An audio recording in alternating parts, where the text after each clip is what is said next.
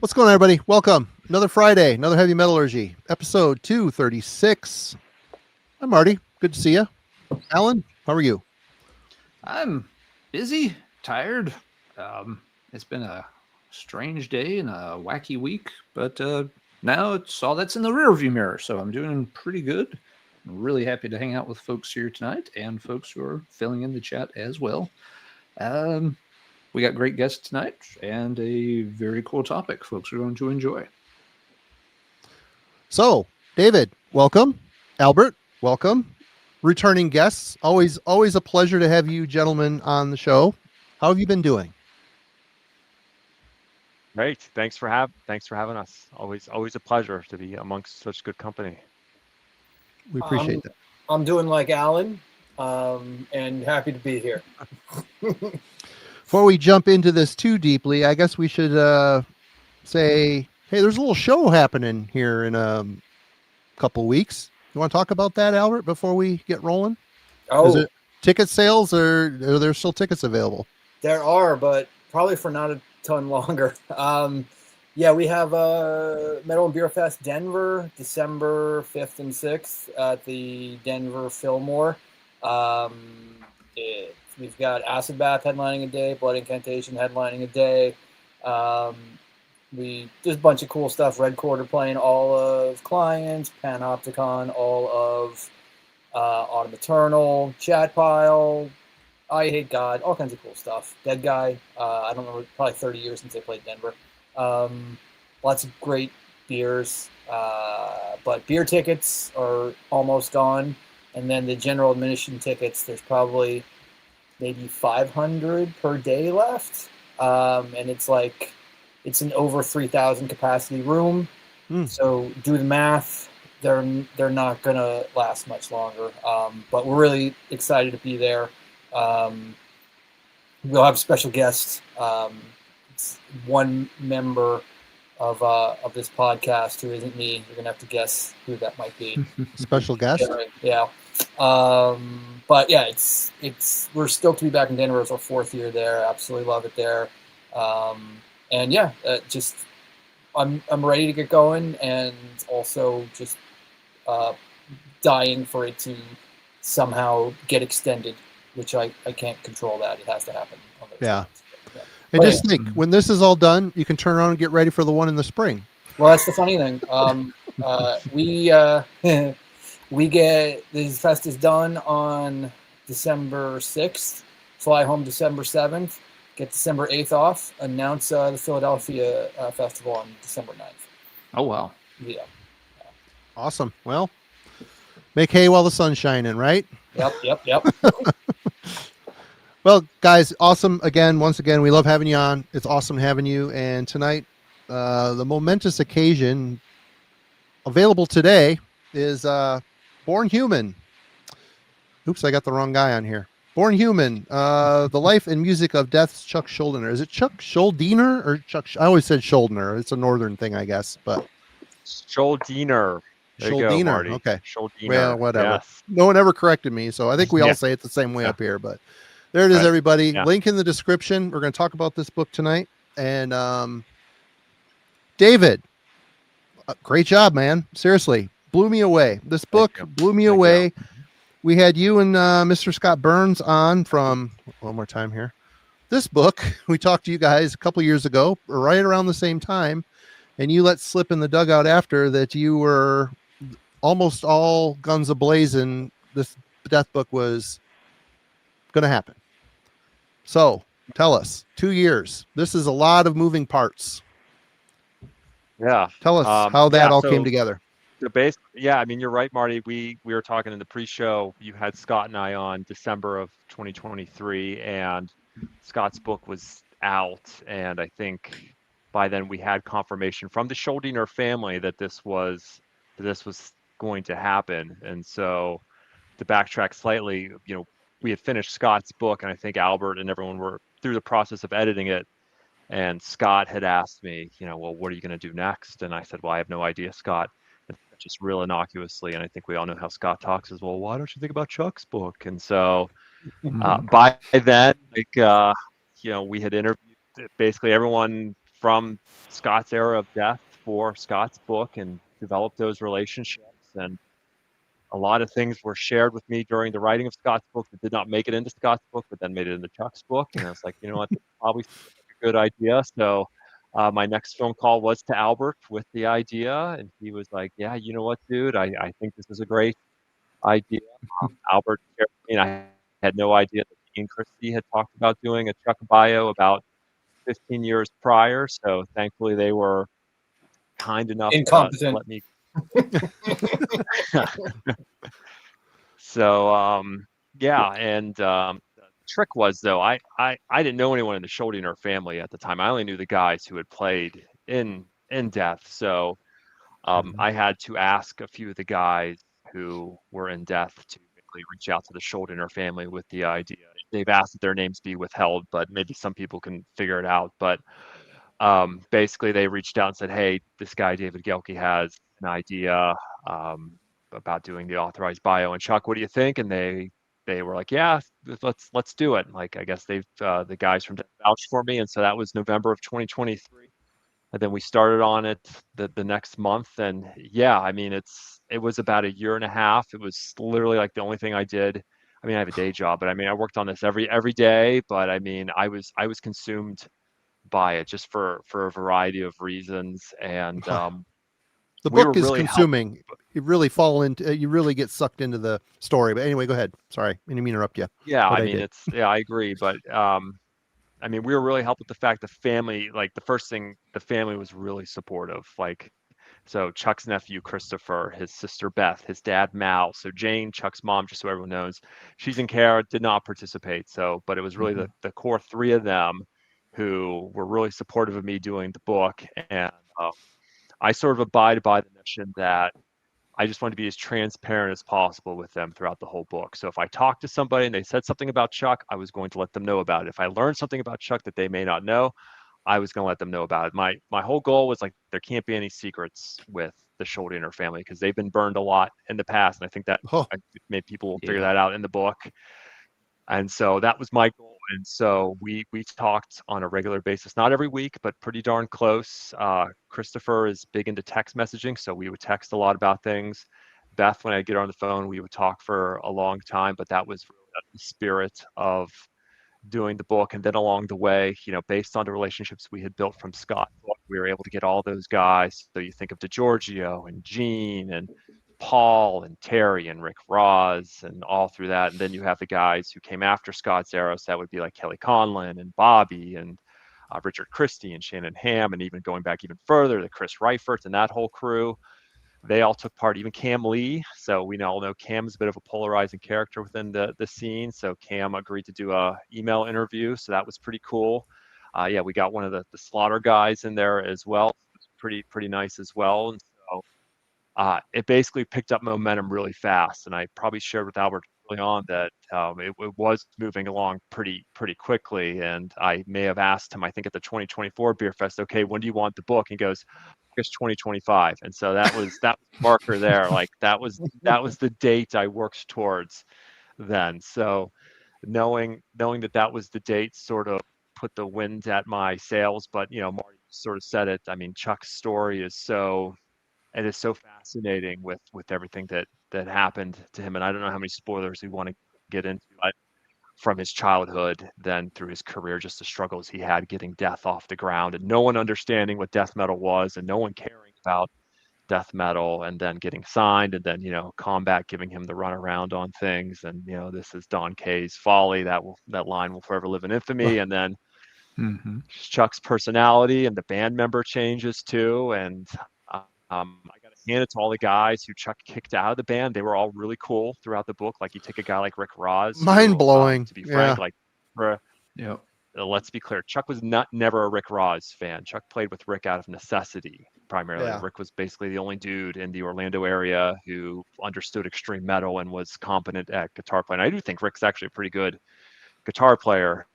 We can devote a whole episode to his whammy bar dives here and everything. But Rick has proven himself in that regard. But I mean, you have to give a lot of credit to Rick. James Murphy too. I mean, James is a guy who, once you get him going, he's a great storyteller too. I mean, his exit wasn't good. Paul Masvidal. I mean, Chuck wrote The Philosopher about him, and we may be the first time, Paul goes on the record talking about The Philosopher and the impact that he had on him, and when and where he found out about it. I mean, he's making Focus with Cynic, and Giorgio calls him and said, "Hey, first single off the new album, it's about you, dude." And Paul having to listen to that was not a good experience. So all those things.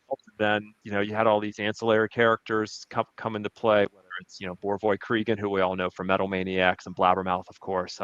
So much credit. I'm very fortunate to work with Bori on Blabbermouth. So it's a gigantic help. He gave Albert and I, a lot of letters that we used and a lot of context, and he actually helped me clear up a lot of things along the way. So he was huge. And then, of course, Monty Connor, who I guess is just predestined to be in every book that we do for Decibel. So he was a big help too. But it just picked up speed. And then, Albert and I would check in. I would check in with him every now and then, ask me where the book was. And probably by the time we got to like this past April, May, I felt really good about it. I had talked to everyone and felt pretty good, and that's basically what we ended up with. And the family reviewed it, which we were all a little nervous about at first, because there are some things in there about Chuck that, let's be clear, Chuck didn't treat people very well. There's some things. He's a very complicated guy.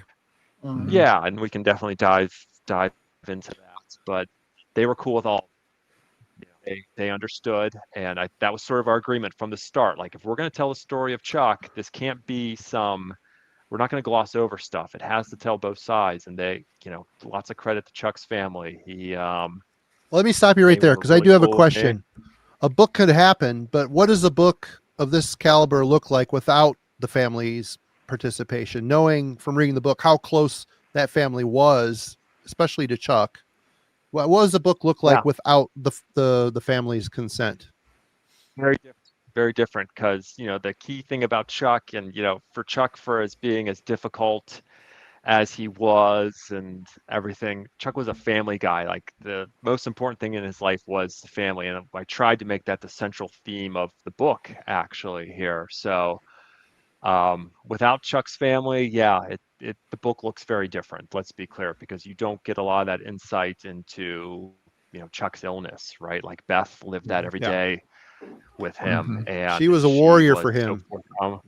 Crazy. The amount of money that the family spent, and you got to remember, this is the American medical system we're talking about. We definitely don't need to go into that, but I mean, just all the things they went through with that, and the struggles of getting him surgery, and doctors basically telling them point blank, "You're not going to live, dude, so why even bother with the surgery?" But Beth was like, "I won't take no for an answer," and all those things. So having them involved was crucial. They deserve a lot of credit. I mean, it takes a lot. Like, I couldn't imagine someone doing a book about one of my family members and there being bad stuff in there about them, but they definitely came through for us. And we got July, August, we got to that point. They reviewed it, and then Albert took a look at it. We had a great time doing that, and the design of the book, and then now here we are at this point. So I have my copy. I have not gone back and looked at it. I lived it so much that I have not read it so recently, but pretty soon I will go back and take a look.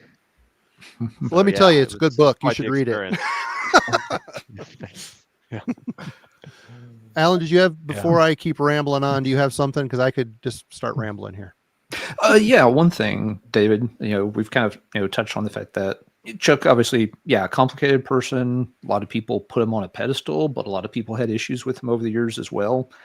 It reminds me a lot of somebody else that you wrote a book about before, with the Noise story and Walter Bach's kind of backstory and history with bands.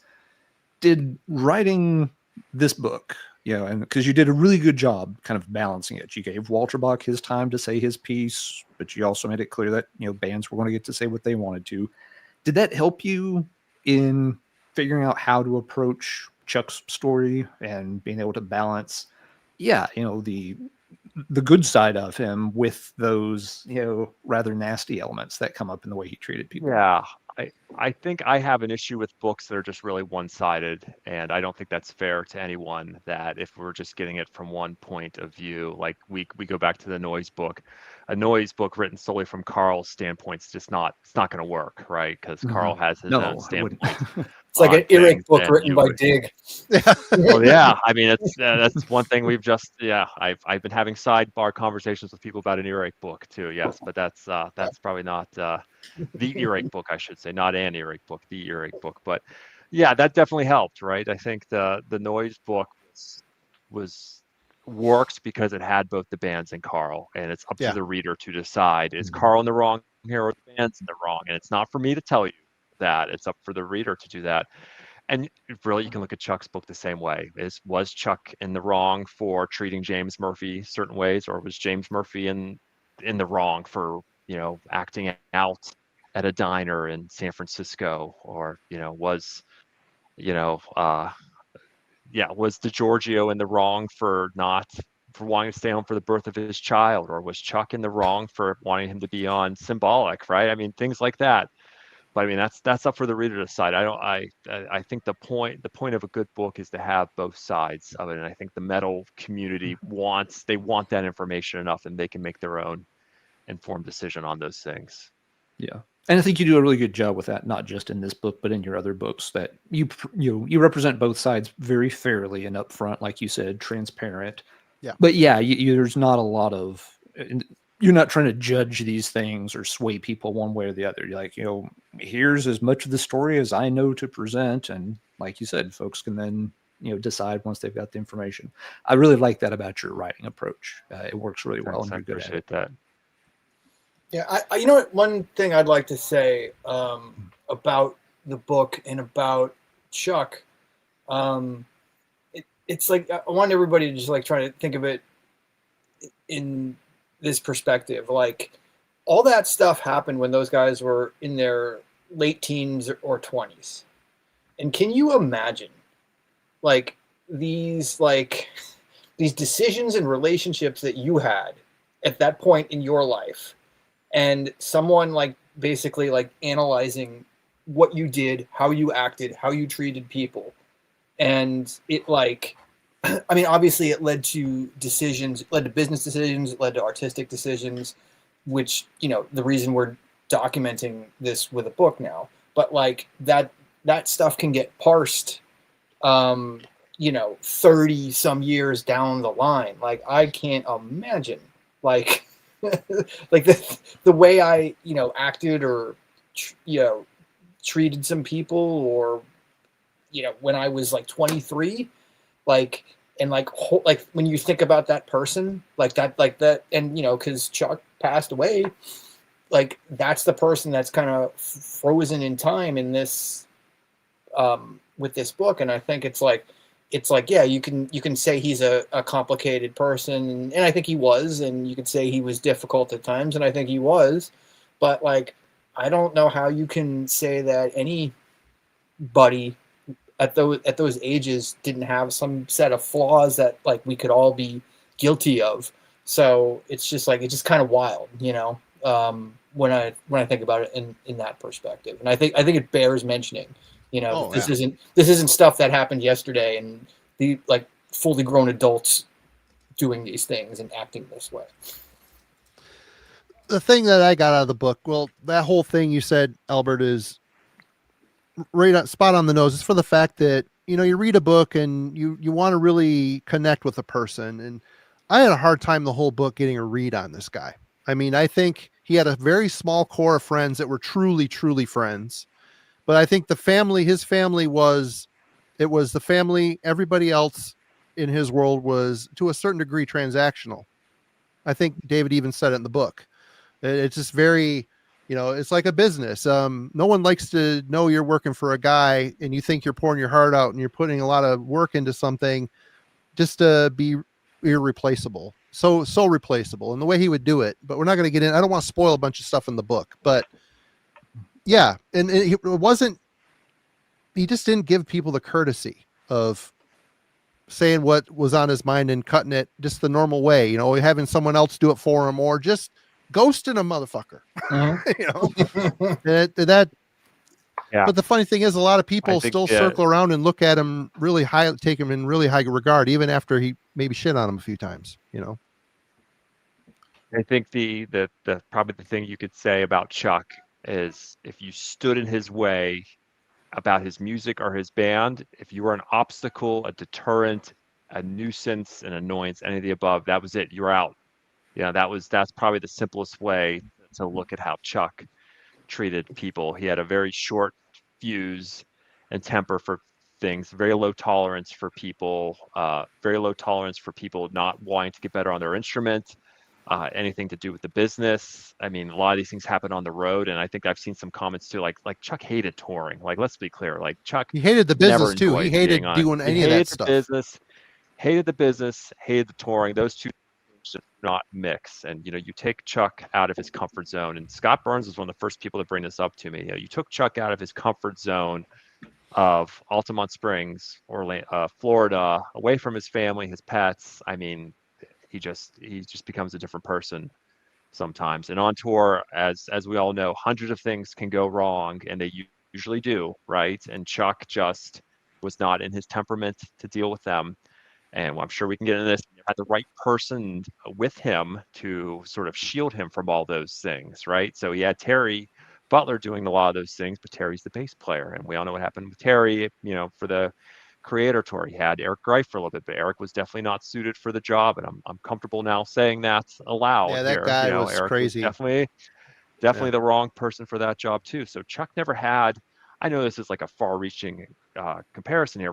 He never had like a Rod Smallwood with him. He never had like a Cliff Bernstein or any like a big wig manager with him to really help him out. And one of the telling quotes, and I'll give this away, is like a lot of people said, "Why don't you just ask your sister to manage you, Chuck? Have Beth manage you. She'll stick up. No. She'd never screw you."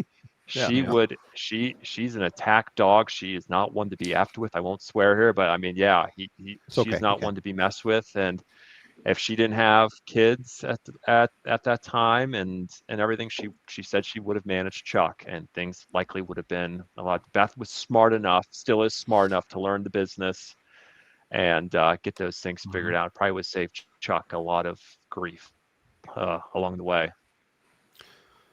Yeah, and it took him surrounding himself with the right people, and I think those right people were Steve DiGiorgio and Gene Hoglan. They got him through that one tour. The drop of the hat, he was ready to bail on it, and we're like, "Hey, we can get through this. This is no problem. We're almost there." Yeah. And he just needed these yes men in his corner, where all these other guys were like, what's going on? What did I say that was wrong? Yeah, I think Chuck just needed people like Steve DiGiorgio is one of the most chill and relaxed guys you'd ever want to meet in your life, who can basically get along with anyone. He's a remarkable guy. Gene's the same way, right? And I think that combination of individuals definitely helped him get through. Like if we're thinking about the individual thought patterns era tour, definitely helped. Unfortunately unraveled when they went for Symbolic, but as we all know, by then, circa 1995, Chuck's basically done with death metal. He hates singing. He hates the name of the band. He now hates Roadrunner, who had the audacity to put them on the same ad magazine with Deicide and Suffocation, which that was not stipulated. Where in Chuck's contract, for everyone, so was stipulated that Death and Cynic could not ever be mentioned in the same advertising ads, which is a very interesting wrinkle that we came to learn during the making of the book. And I know people have been throwing Bori's name around too, but in Chuck's contract with Roadrunner, there was also a line in there too that Borvoy Cregan's not allowed to receive any advanced promotional cassettes of Death at the time too. So which just goes to show, I guess pettiness is the right word. That to me is just petty. And that's just show where Chuck was at the time, but he needed to be surrounded with good people. And that the shame of it all is that, Chuck was finally surrounded by really good people near the end of his career and life, sadly. You think of Richard Christie, Shannon Hamm, who is just a remarkable guy. He doesn't want the spotlight. He's just there to be responsible. He's a great guy, like the second guitar player, all those things. Scott Clendenin was a good dude too, but that's the sadness of it all. Chuck finally had like the people around him that he needed, but it happened at the end of his life. He had to go through all these things, and it finally happens, and then he gets diagnosed with cancer. So that's one of the sadder things about the book. Yeah. Alan, do you have other stuff too? Circling back to one thing, David, you mentioned earlier that one of the things you had told everyone involved was that as you found out stuff, you wanted to make it very transparent for everybody, including the family. That if you found things, was there anything in particular that you found out from other folks and the family was like, "Oh, we had no idea about that"? Just curious if they kind of learned anything through you in the project. The one thing that really struck Albert and I, and he may want to weigh in here too, is Chuck had an older brother, and Chuck's older brother passed away very tragically, and it was not really revealed until the real true reasons were always sort of kept very esoteric over time. Jane started to do a lot of interviews after Chuck's death, and she would always just say it was an accident, and which led a lot of us to believe it was just a car accident, something like that. And then it turns out it was something far more tragic and severe. And so then just learning from other people about how much that impacted Chuck, like none of us had an idea how much that affected him. It changed his life, for forever. When Chuck was 9, and then he sinks into a depression. He idolized and worshipped his older brother, and then for something like this terrible thing to happen, I just couldn't imagine something like that. His family too. That really struck out. Yeah, his family too. Let's not forget the way his family they like descended on Chuck, and whatever he wanted, it was kind of like blind support. Mm-hmm. You want to get out of school? No problem. It's just like that wouldn't have flown in my household. No, never. Right? Yeah. You're totally right, Marty. From that point forward, it's like, if Chuck wants to play death metal, fine. Let's give him all the resources and encouragement that he needs. He's playing in that to me in itself is pretty remarkable, but that is also born out of the death of his older brother. So Frank was very much a pivotal into this whole story. There's no way that this turns out the way it does if Frank grows up. Like, I'm not saying Chuck doesn't become a metal musician. I'm not saying that he doesn't become a successful one, but like, to me, it's such a huge part in the shift of his path.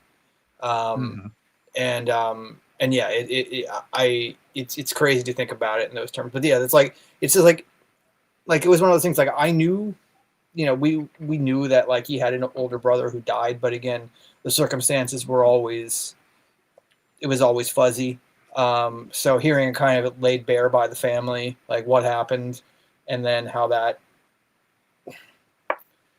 again, I don't want to give too much away, but like when you read the book, you'll see how it impacts Chuck, and then you'll see how it impacts the rest of the family, because it's in a lot of ways, it's two different stories. So yeah, it's pretty wild. Mm-hmm. She completely changed the trajectory of Chuck's life, his family's life. Never the same.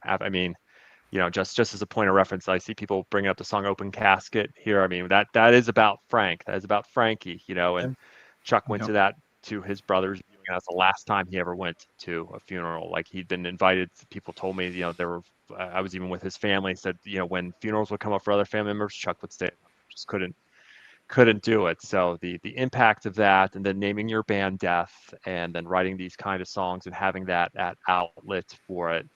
Yeah, that was the big thing. Going back to Alan's original question, that was the big thing that I learned. We always knew there was something there, and by Jane just saying it's a car accident, I think a lot of us took that as at face value there. Sure. And she was someday what a big deal it was to Chuck, but to learn how much that truly impacted him, and even Beth too, because it's said throughout the book, and you can definitely view it this way. Beth was like Chuck's second mother for a very long time as a kid, and then later in life when Chuck is diagnosed with cancer. It was Beth. Like, Jane, unfortunately, just having a kid die for the second time is just, she shut down, and who can blame her? I never blame anyone for that ever. And nope. It was Beth who did everything for Chuck. So yeah, it's pretty remarkable to hear that. Oh, what was I gonna say? I don't remember. Kind of happier subject within the book, Marty, maybe, you know? Yeah.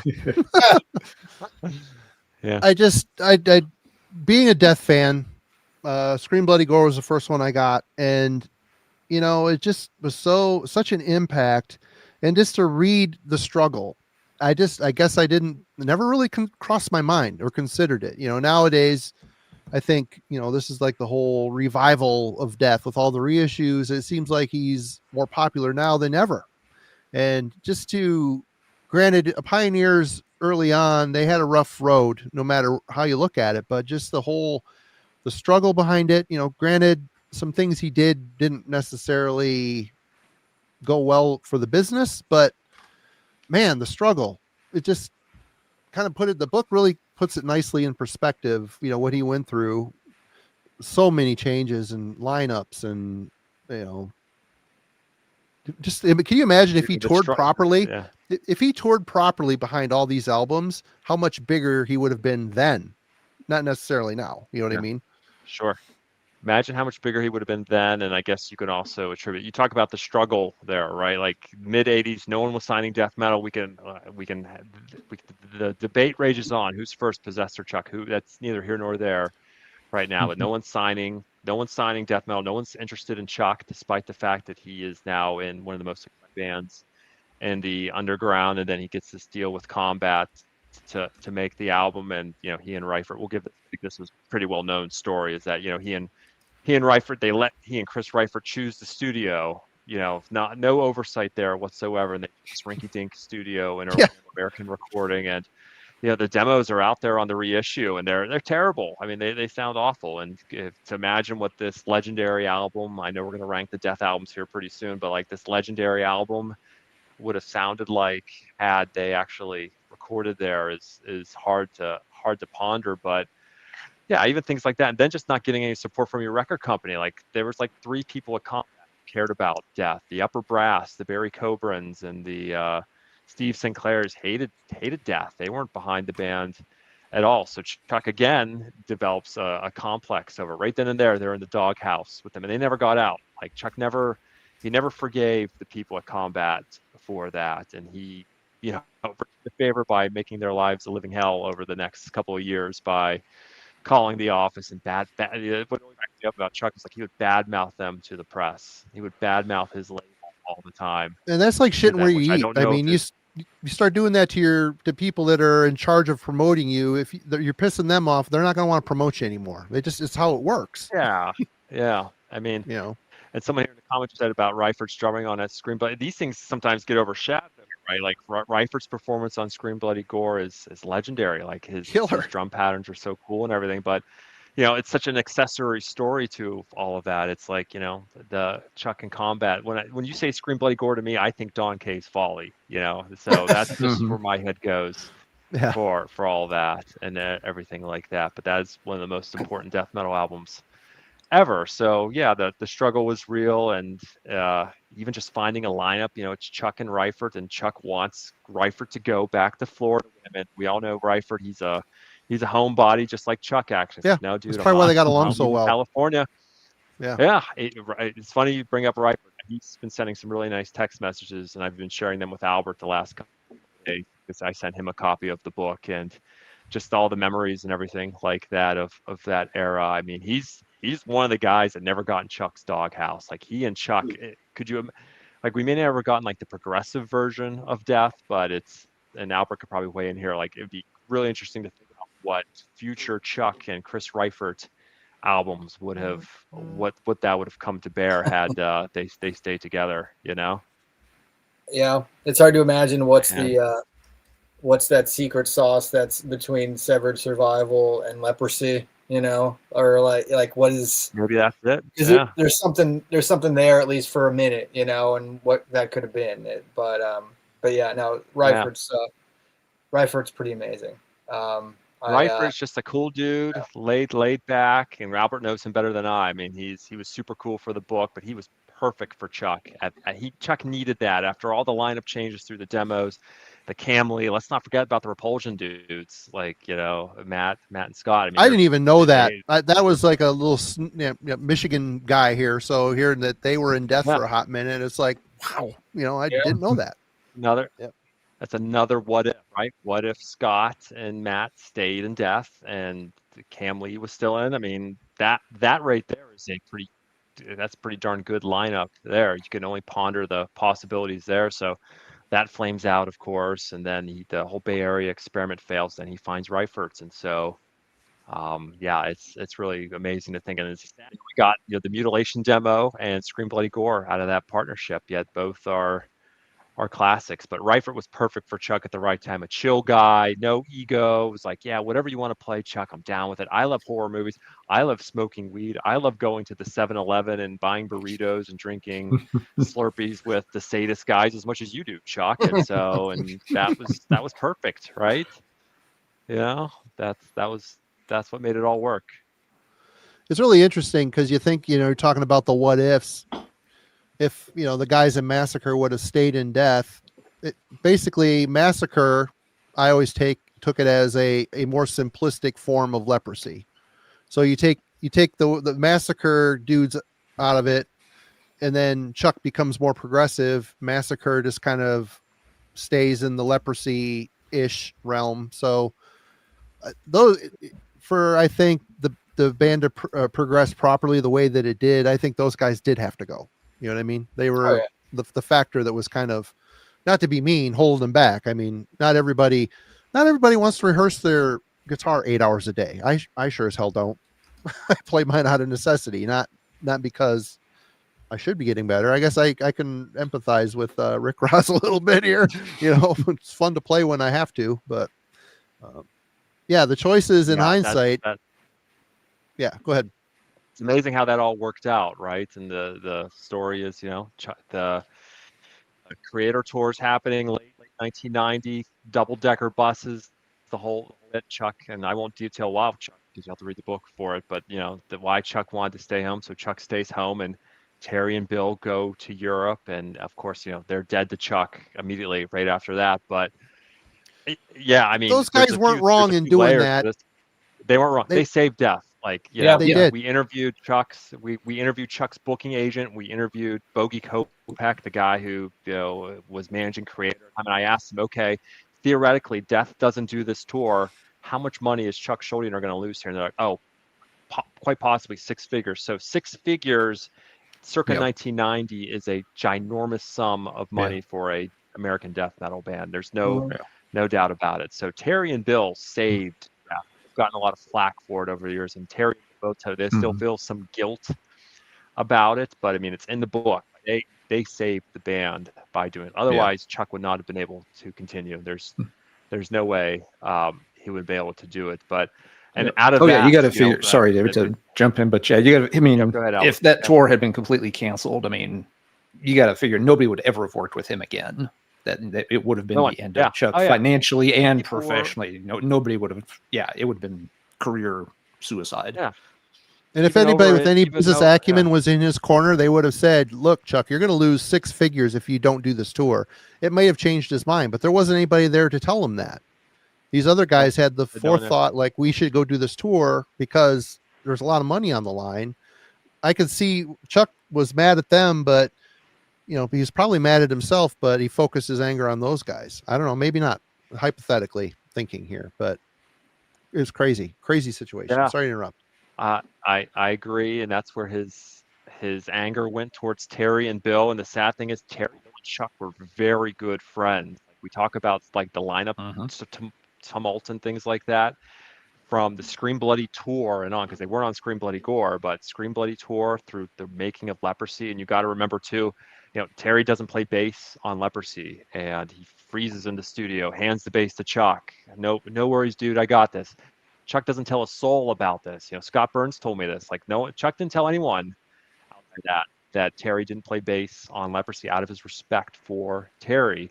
Terry was the van driver. Terry did the merch. Terry advanced the shows. Terry talked to the booking agents. All these things, because Chuck sure as hell didn't want to do any of those things. And then Bill and Terry sort of had like this Florida sense of humor between them. And, it was perfectly described to me by Rodney and Devastation. It was always those three and the other guitar player. So it was those three and Rick Roth. It was those three and James Murphy.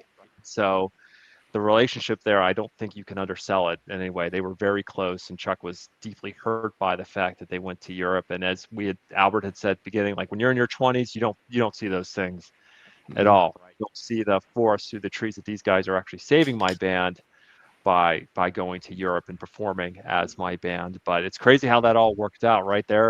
they're overdoing the tour with Camilla and Creator in Europe as Death, and we got a little creative there. Sometimes we use air quotes or quotation marks to describe Death because it's not really Death without Chuck, but they're over there playing as Death, and Chuck, lo and behold, gets a hold of Paul Masvidal, and Paul Masvidal says, "Hey, have you thought about playing with Sean Reinert at all?" And finally, the light bulb goes off in Chuck's head, because Scott told me many times that he pulled Chuck aside and said, "Hey, have you listened to this Sean Reinert guy play?" And Chuck was like, "Oh, no, dude, Bill Andrews is my drummer. I think he's great."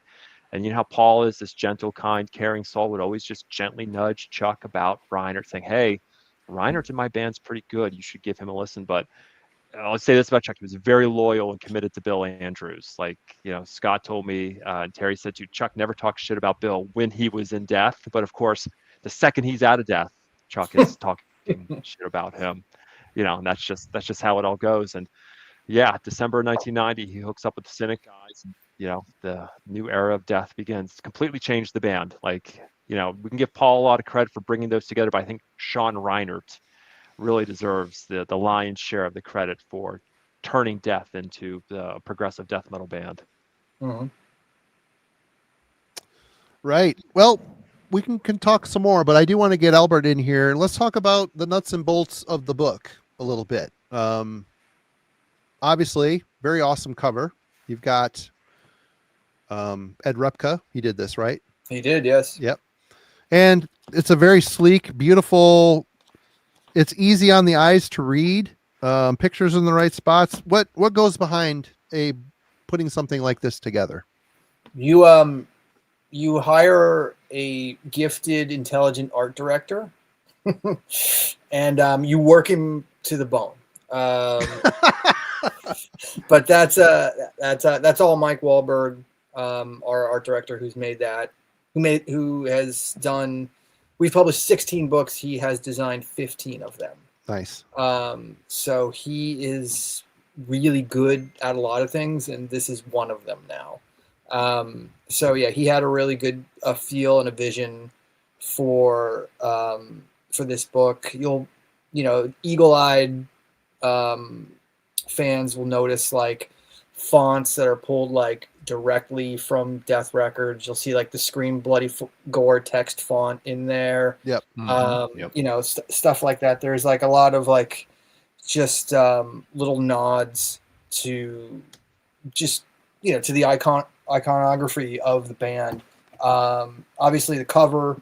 David and I talked a bit about who we wanted to do it, and I was pushing Ed Repka pretty hard, and I think David had some reservations that it would be kind of like the old school Ed Repka, like zombified Chuck Schuldiner cover, which we didn't want to go with, obviously. And I had faith that he could do something that was like tasteful but still in his style and his spirit, and Ed just absolutely crushed it. It's I don't know, man, like I just see it, and it just hits really exactly the way I think that I wanted it to. I think the way that David wanted it to. I think most fans saw it and instantly got it, like, oh, that's Ed Repka did that, Mm-hmm. And for us it's still wild, it's like, I don't know, like it's like, it's the guy who did fucking Peace Sells. I mean, come on, like, like it's like this, it's crazy. Sometimes it's tough to kind of get your head around these people that have done work on your projects. And I know that, like, but just like overall, like, we really needed to put together the best package that we could do for a book. We had so much. I felt like we had more on the line with this book than any other book that we've done, because the Schuldiner family put their faith in us to really like put together the ultimate tribute to Chuck, and like just put the authoritative piece, because there's been plenty of stuff that's been written about him, shot, and I'm not disparaging any of it. I think all of it has value, but for us it was like we wanted to do the thing that would just like be the just fucking throw down the gauntlet of like what the story of Chuck Schuldiner was. And, you know, it had to be the right author. And so, you know, we knew we had the guy with David, had to be the right designer. I knew I had the guy with Mike, had to be the right cover artist. I knew, you know, Ed Repka was that. And then I could fake it as an editor and we'd be good, you know? And like, I'm intensely proud of it. I feel like we delivered, and I really hope, I haven't spoken to the Schuldiner family about it. I really hope they're as happy with it as we are. And obviously I hope everybody who's pre-ordered a copy or ordered it today on its release date gets it and feels the same way. But yeah, that's the nuts and bolts process of bookmaking. It sucks. You don't need to, you don't really, you know, David will tell you, it's not a glamorous, it's not glamorous writing, editing, proofing, chasing down photos, writing captions, just like editing for length, editing for clarity, trying to, you know, make it all fit. Yeah, it's ugly work, but like at the end you can have a beautiful product if you put all the time into it and you have the right group of people working on it. And I'm very fortunate that we did. Well, I got to say, you got the right guy for the job, because I'm reading this book and just utterly blown away that it feels like, in a way, you were there because you were talking to all these people firsthand, but it felt like you were there through the whole thing. It doesn't feel like an outsider looking in. The way you put it together, it reads like you were part of the Schuldiner pack. You know what I mean? And that made it feel even more legitimate in my head reading it. So, you know, hats off to you, and just the hours and hours of interviews and transcribing and going through source material to get Chuck's word. I mean, I start reading this, I'm thinking about the crap you're doing behind. If you want to go into that a bit, more than welcome. I mean, you don't have to give, you know, how the cookies are made here, but I won't spare the details. I tell Albert, Albert's right. The making of books is not glamorous. So, I mean, you really have to commit yourself to it, because we all have day jobs and families, and you have to find time during the day to do it. But I think I'll go to what Albert said. We sort of felt like a responsibility here, right? I guess the documentaries that came before Chuck were good, and the one on Hulu is good as well. But I think, you know, between doing Scott's book and the other things Decibel has done, it just seemed like if someone was going to do it, it should be us. Is sort of how we felt about it. And thankfully, we had all the connections, and the Schuldiner family were behind it, so that really helped. But you know, there's some quote by Stephen King on how he wrote. So I'm, you know, not even in his stratosphere, but like, you know, he just says, I want to get like 6 pages done a day, right? And by the time he has 6 pages of manuscript done, he has a book within a certain amount of text done. And a book is largely the same way. If you do something at least once a day for it, whether it is 1,000 words or transcribing interviews, which is, believe you me, is we've, you know, Marty and Albert, we've all done it. It's not fun work, right? Transcribing, especially if someone doesn't speak in a foreign tongue. Yeah, it's not fun, right? But to do it, like Albert said, to do it is like, you know, this is the end. You sort of have to see it as that. But you know, if you just chip away at it, just devote time. I love the process. I love interviewing people, and I love learning new things. And if you're working with good people like Albert and Mike, and let's not forget Zach Coleman, who was the first editor of the book, who got the first pass through it. He's a chemist, and he's a super awesome dude who has great grammar skills. And Zach is the man. So Zach did his first pass through, then Albert came over the top on it, which was perfect, because I was so sick of it it had to be given to somebody else. So that worked out beautifully as well. But yeah, if you're working with good people and you do it for fun, but you also love it. We all love metal, and we all care about Chuck's legacy. And I think those are good reasons for doing it. And, you know, I mean, one of the big things about the book was like, there's so much out there about Chuck that is just wrong, that's been put out there into the ether by his former manager and other people, that this was the opportunity to clear it up, right? Because it's sort of like a poorly kept secret within the death camp that, you know, Chuck's former manager was not the most above the board kind of guy, and he kept coming back into the picture. How? How? Yeah. Yeah. Yeah. So Eric Greif is the sort of was the albatross here for a little bit, and we weren't sure how to deal with it. But we had everyone on the record about his relationship, Chuck's relationship with him, and I could state with full clarity that Chuck was not an Eric Greif fan, and really disliked him through several stages. But Chuck had signed. It's the old adage. Chuck signed a very bad management contract. It was Chuck, James Murphy, Bill Andrews, and Terry Butler. So that four of them signed a pretty poor management deal going into Spiritual Healing, and it sort of bound Chuck to Eric for years that Chuck couldn't get out of it. So Chuck fired Eric, right after the recording of Spiritual Healing. This is not new, but they're all reading the test.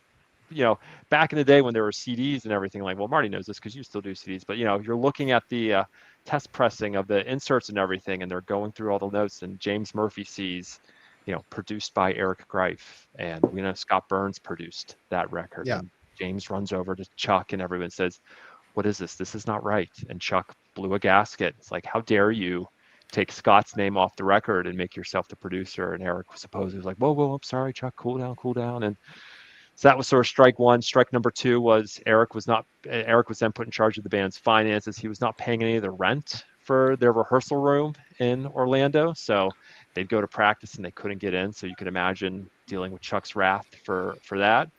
And then number three, Eric had started doing some work with Sepultura, and I think some people have posted Chuck's relationship with Sepultura. Let's be clear, Chuck was a little bit jealous of Sepultura, right? Sepultura outsold Death. They were on a bigger label. They had a good management eventually in Gloria Cavalera, so there was definitely some jealousy there. And Chuck finds out that Eric is down in Mexico City with Chuck through Borovoy Cregan, coincidentally, and so that was strike number three, and Eric got the heave-ho right after Spiritual Healing. But with all the stuff happening with Terry and Bill going into Human, Chuck brought Eric back in the whole fold, and they made amends. And then, that went sideways too when they eventually made it to Europe in 1992 when they're over there with Pestilence. And that was sort of it. But Chuck had never forgotten what Eric did to him and the band, and was always quick to bring it up to people. And sadly, Eric gets back into the picture for Chuck's discography through the Relapse years. And let's be clear, like those reissues, he did a wonderful job on them. But some of the stuff that went on the backside of this will really make your blood boil here. So it's in the book. There's a lawsuit out there. Like Albert and I got the day after it was given to us, we poured through it and just couldn't believe what we had on our hands, but it made sense. So it was another one of the reasons to do the book. Like we felt someone was sort of taking credit for all these things for Chuck's career, and that it just wasn't true. So it does its best to clarify all that. And we asked everyone almost the same thing, like, did Chuck like Eric? The answer was almost always no. Did this? Yes, he did do this to Chuck. Did Eric do X, Y, and Z? Yes, he did do all those things. So we're pretty clear on those things with the guys who were in Chuck's orbit at the time. So that was really important for us to clear all those things up in the book. Yeah, like I said, that you encapsulated an entire life and a career into 500 pages or so, and I at the end of it didn't feel like I was missing out on anything or wanting more. You're talking about, we'll get into the other stuff later, but is there something that you may have come across here that you were surprised to learn, or I don't know, what surprised you upon doing this book? Big person we haven't brought up yet is Kim Robinson, who was Chuck's girlfriend / fiance, right? So Kim, we tracked Kim down. I had to use, I don't know if everyone remembers the MTV show Catfish. Like they use like these platforms, these websites to find people. And I somehow found Kim. Like I matched her address and I sent her a text message saying, "Hey, I'm doing a book on Chuck Schuldiner, your ex-boyfriend or whatever. I don't know if you," and I don't know why I put it. You may not know this or not, but Chuck is now a legend in the death metal scene. And she sent me this really long text message saying, "Well, of course I know that.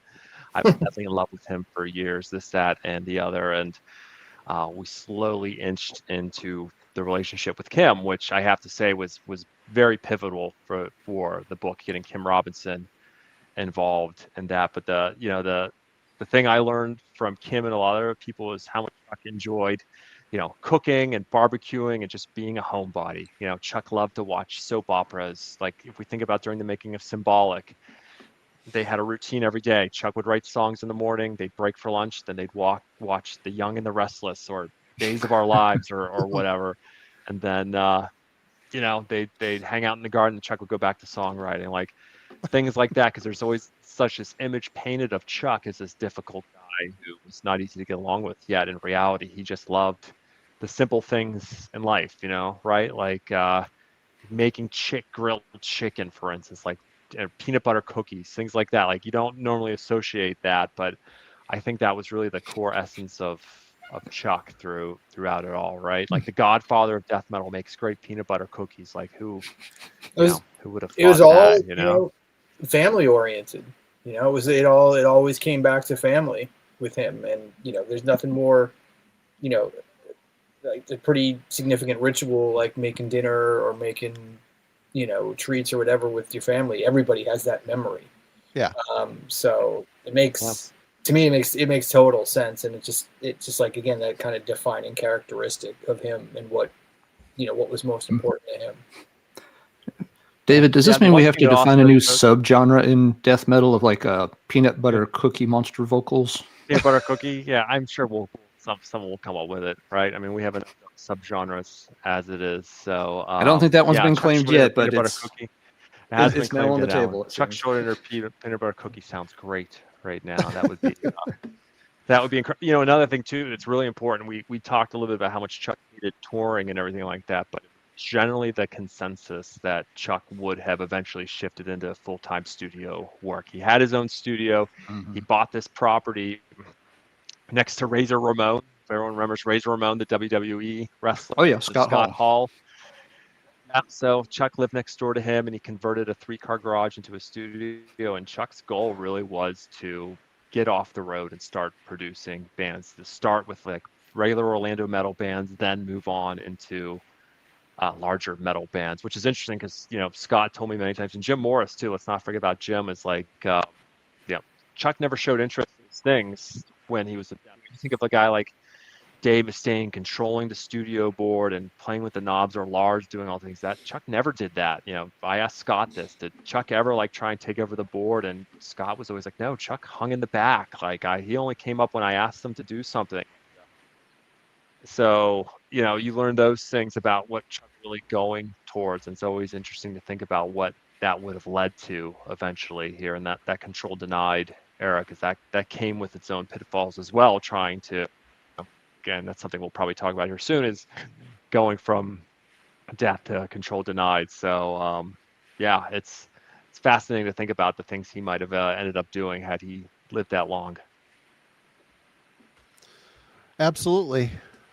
Alan, did you clean your slate, or you still have a few? Oh, I did want to follow up on one thing you said, Marty, that, I mean, obviously there's, a very, busy life with a ton of stuff, and all packed into, this many pages.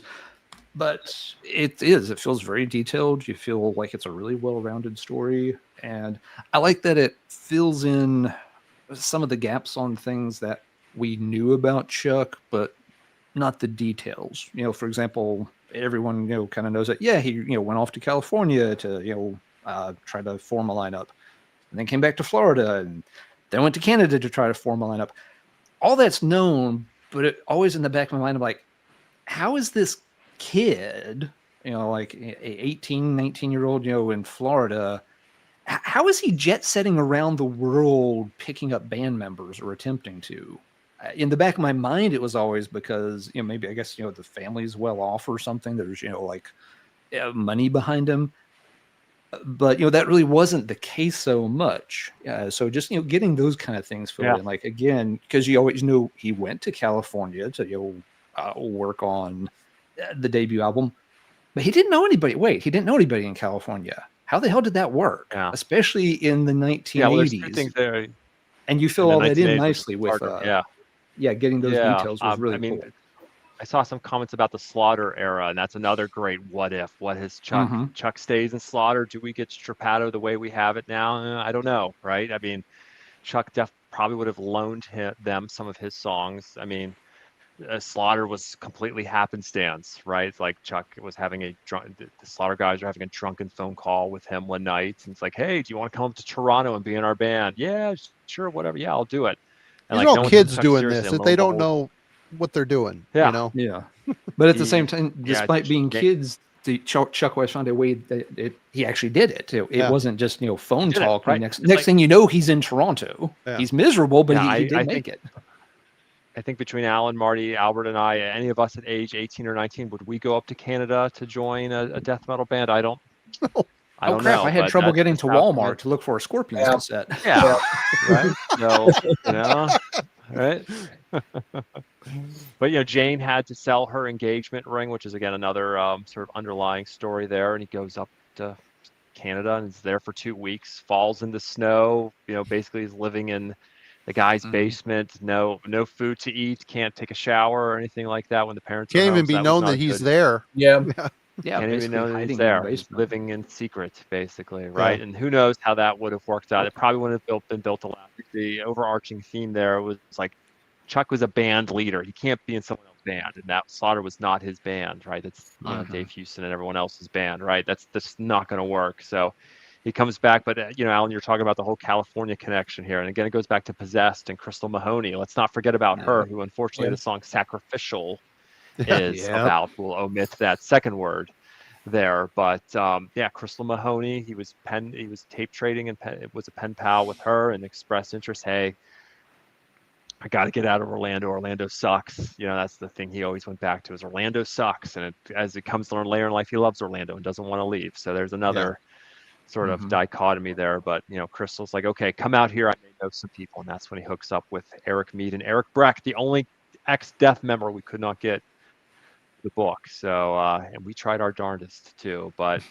just to do those things and have your parents' support, I think is remarkable. And that all goes back to what we were saying earlier about the death of his brother, that his parents were cool about, hey, you could fly across country and try and do your music, and if it doesn't work out, you'll always have a place to stay at home. And I think that's what really helped Chuck at the time, and thankfully it worked out. I mean, we can only surmise what would happen if it didn't.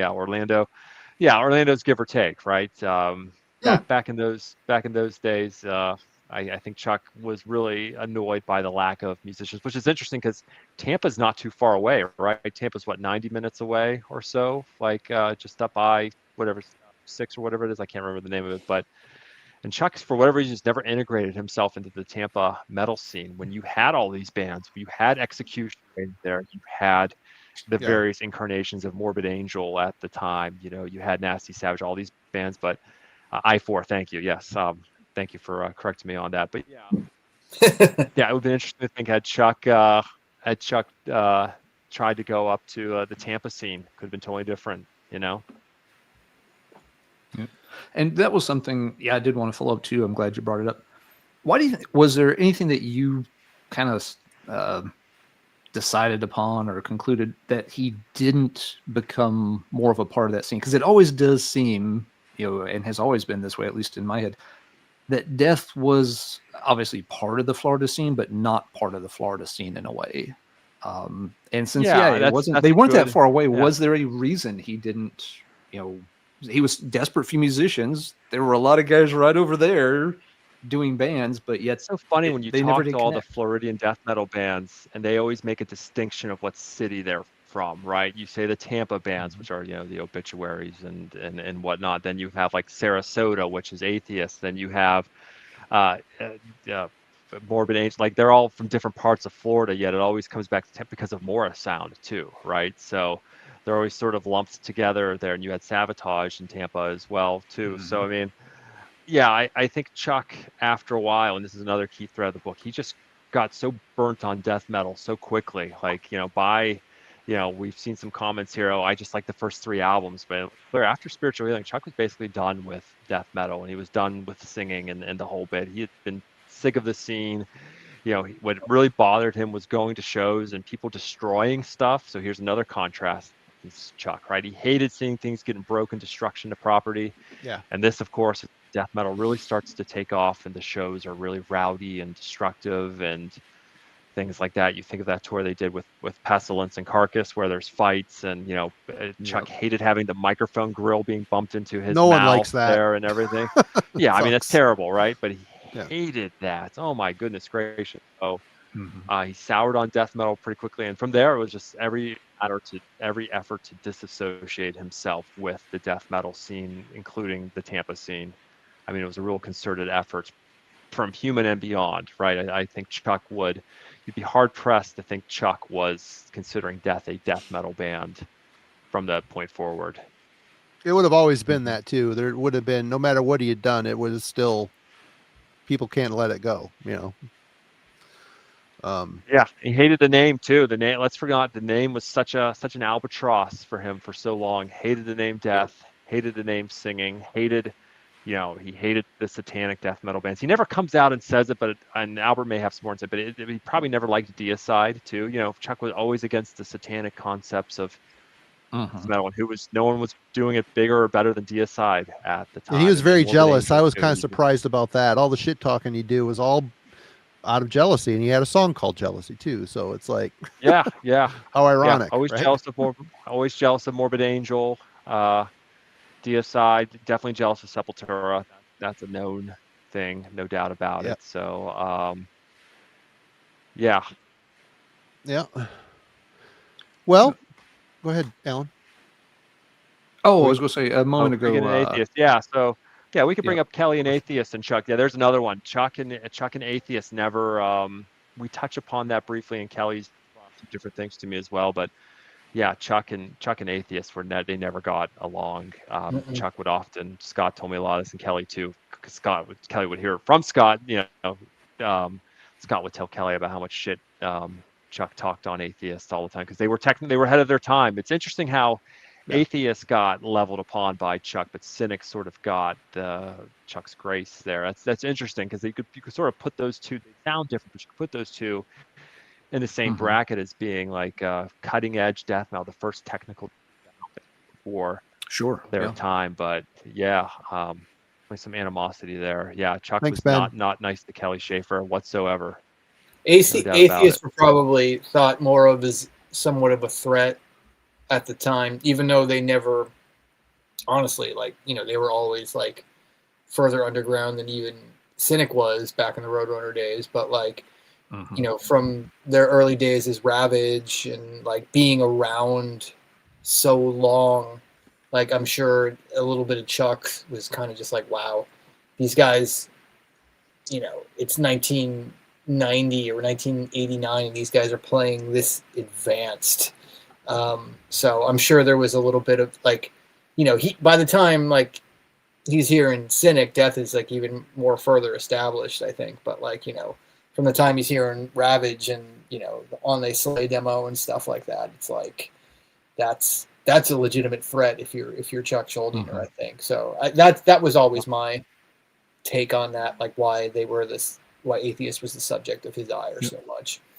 That's a good point about the timing, Albert, because Syndicate took them a while to get there, especially with the recording contract and the delays after Andrew and everything, or Hurricane Andrew.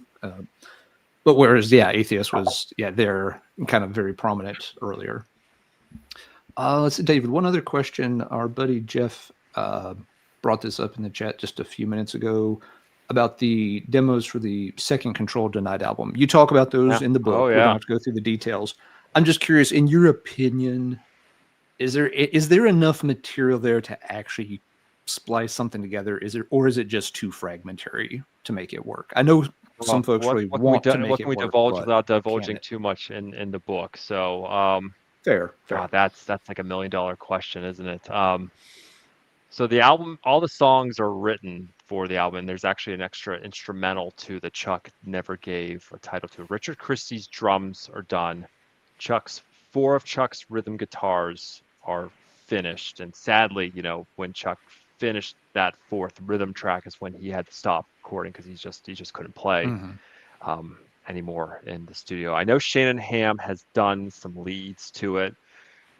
This was reported in the news probably, I think, 2012 or something like that. I mean, they did go into more sound to try and, I guess, rescue those tracks using an outdated recording method called a Vestax machine, which they don't even make anymore. And basically, the files got compromised along the way. So this is Chuck's actual playing on these files. So the demo stage, and then even the real sad part is even the stage when he's trying to finish his parts for reamping when he's sick. So all that stuff's on the Vestax, and it just got corrupted over time just by just sitting there for years after Chuck had passed away. And so Jim Morris and Shannon have been trying to rescue the tracks, and we can go back to Mr. Eric Greif again, who kept on saying, no, this is not worth saving, it can't be done. But I'm sure if Shannon and Steve DiGiorgio and Raul here, they tell you something entirely, and Jim Morris too, they tell you something entirely different. This record can still be saved. There still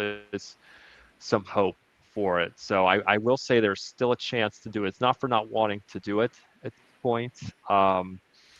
It can be salvaged. I don't know what they'll end up doing if they can't figure out what to do for Chuck's guitar tracks. That's a really good question for Shannon Ham to figure out, because he'd be the one to do it. And now you have to answer for the fact that Tim Amar passed away a couple years ago. So what are you going to do about that? And basically the ball is really, how I see it, is that the one who's going to probably take one run will be Steve DiGiorgio, who's really committed to that finish. And DiGiorgio I talked to DiGiorgio a lot because he was so helpful with the book. He has texted me some ideas for singers, some names that you guys have talked about on this show for sure. I don't know what the progress is of that, but really they got to get a singer. They got to get funding for studio time. They just need to block out time at Morris and say, okay, we're recording June 26th. Let's cut everything and get it done, and then put the vocals on top. Chuck wrote all the lyrics for it. The album's ready to go, but I mean, this has been so delayed from the files on that recording machine I mentioned, then the legal stuff that came in with Hammerheart Records too, which was a whole other ball of wax. That was tough too, and then the stuff with Greif just not wanting to commit any money to it. So yeah, and not having Tim there makes it tough too. And I guess you got to really commend everyone for it. They want to see this through to Chuck's vision. And there is a letter that I have not seen. I only just know bits and pieces of, that Chuck wrote to Shannon Ham saying, here's what I want for this record, and I want you to follow this to your exact specifications. And Shannon, to a lot of his credit, is committed to doing it that way. And I hope they could see it through. I know people have sort of done like re-recordings of it based on the demo tracks they've heard, which sound promising and everything like that too. But yeah, it'd be really tough without Tim Amar. They have approached other singers of bigger metal bands out there, but they have passed on it. So yeah, I don't know. That's a great question. It is such a bummer to have never seen it, because everyone says the songs are fantastic and it's Chuck's best writing, which I don't dispute, which is very interesting because he wrote all of it right after brain surgery, right? Mm-hmm. And it's just yeah, and Chuck loved that traditional power metal. I can imagine how it would sound, but then you sort of veer back into, well, how long Chuck done Control Denied, right? Would he eventually have gone back to Death? Because we all know how profitable sort of these package tours are, anniversary tours are too. So that was brought up a lot too. And yeah, I don't know. It's such a great what if. And thankfully, I mean, Death to All. I'm going to see Death to All tomorrow night, and all the way across the state in Reading. So thankfully those bands Left to Die are around too. So Chuck's music is still being played. But I don't know. It's tough not to think of him without him being there. I'm assuming all these bands get the nod of approval from the family too, or like Death to All is kind of like, well, it's all the Death family, isn't it? Essentially, as far as old members. I'd say there's support there, but there's to a certain degree. As Albert's making the correct gesture, there's some there's some layer that for both bands there. So want to elaborate, it's Albert, or not really? Not really. I'm not qualified to speak on this. Okay. Right on. Well, we're going to be talking about Death some more here as we go through the catalog, of course. But Alan, do you want to do the thing? Should we do a thing? Albert, shall we do a thing? A thing? I'm all for a thing. A thing. Let's do a thing. All right. Well, let's see. Albert has very graciously offered to give away a 1 copy of the book to somebody who's watching tonight. The way we'll do this is Marty's going to put the Heavy Metallurgy email up there on the screen. Already there. And it's there. The third person who sends Marty their mailing address, and it does have to be within the U.S., but the third email Marty gets with a U.S. mailing address, we'll give that address to Albert, and Decibel will send that person a complimentary copy of the newly released Born Human book. So, chop chop, everybody. Off to the emails. Email number 3. It has to have an email.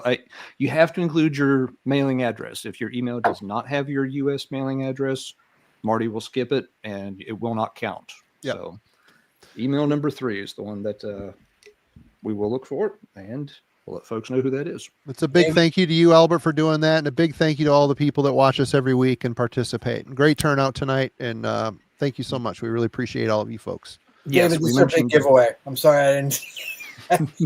I didn't send you in our big promotional outline of what we do for our books. I forgot to mention this.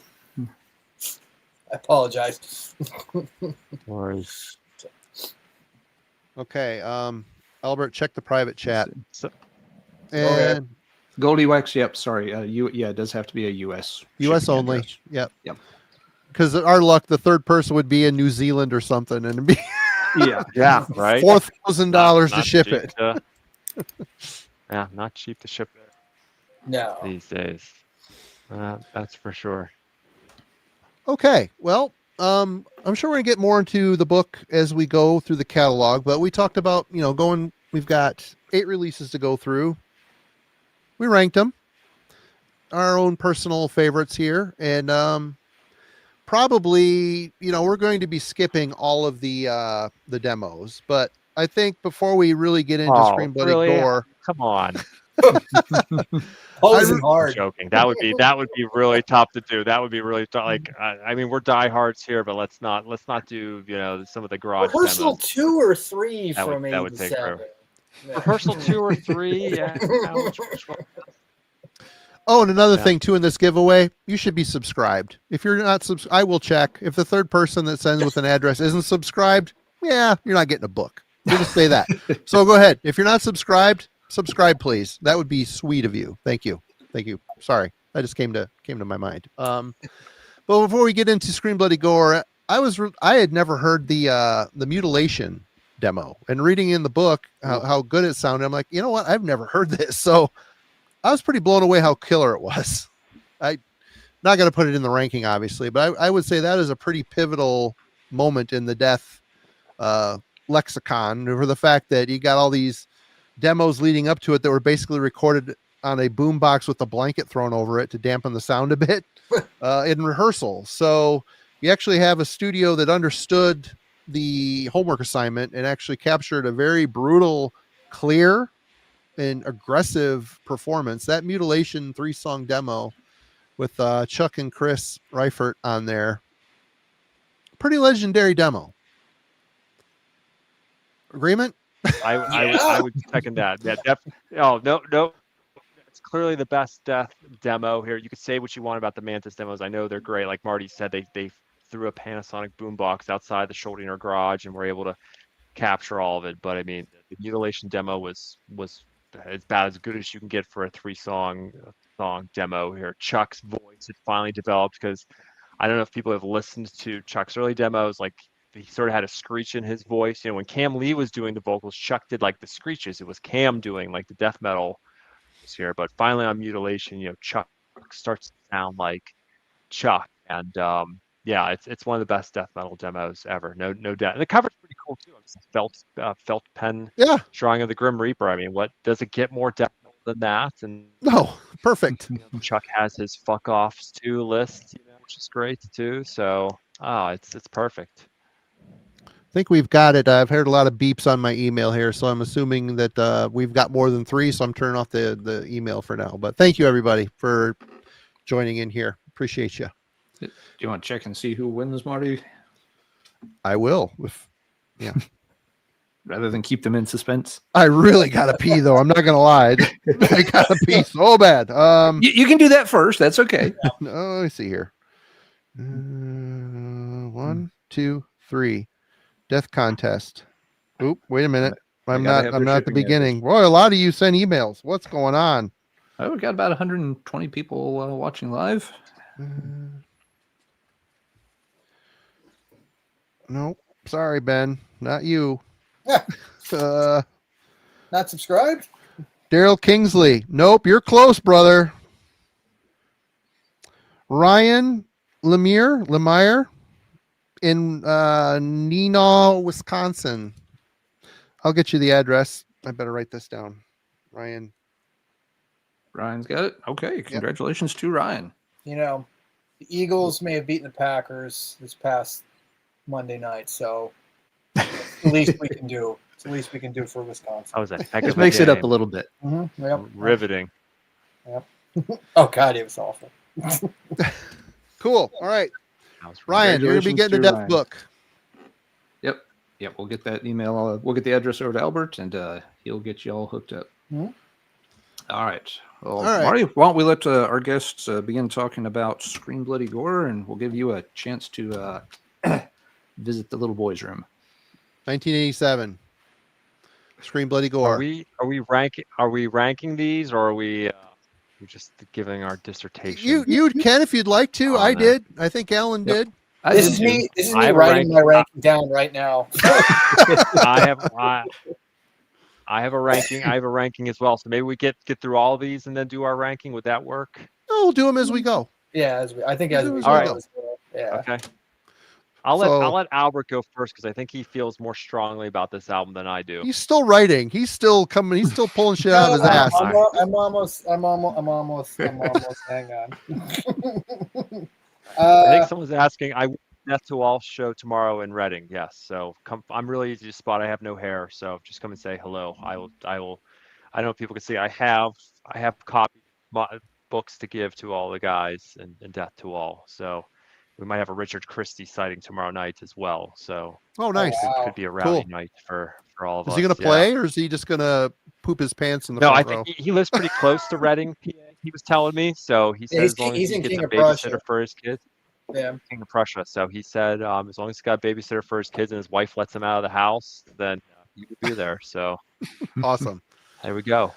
All right. We'll start with you, Albert. Talk about Scream Bloody Gore. I'm going to go visit the loo. I'll be right back. Scream Bloody Gore, huh? Okay. I mean, I should preface this by saying I was 12 when Scream Bloody Gore came out, so I was probably more interested in Def Leppard Hysteria in 1987 than Scream Bloody Gore. So I'm not going to pretend like I walked into the record store and was upset by the Don K's Folly note in the liner notes or anything like that. The truth is, like, Scream Bloody Gore, it's hard for me to even have a sense of its impact at the time, because it's literally, like, you can make the argument that it's the first death metal record.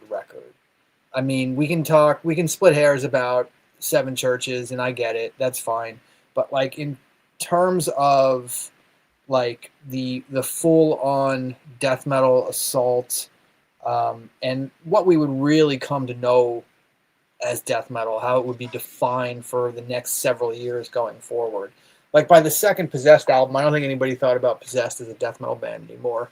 Whereas, like, literally, even though it was there'd be a huge change that surely we're going to get into, Death was always labeled a death metal band for better or for worse in Chuck's eyes. Yeah.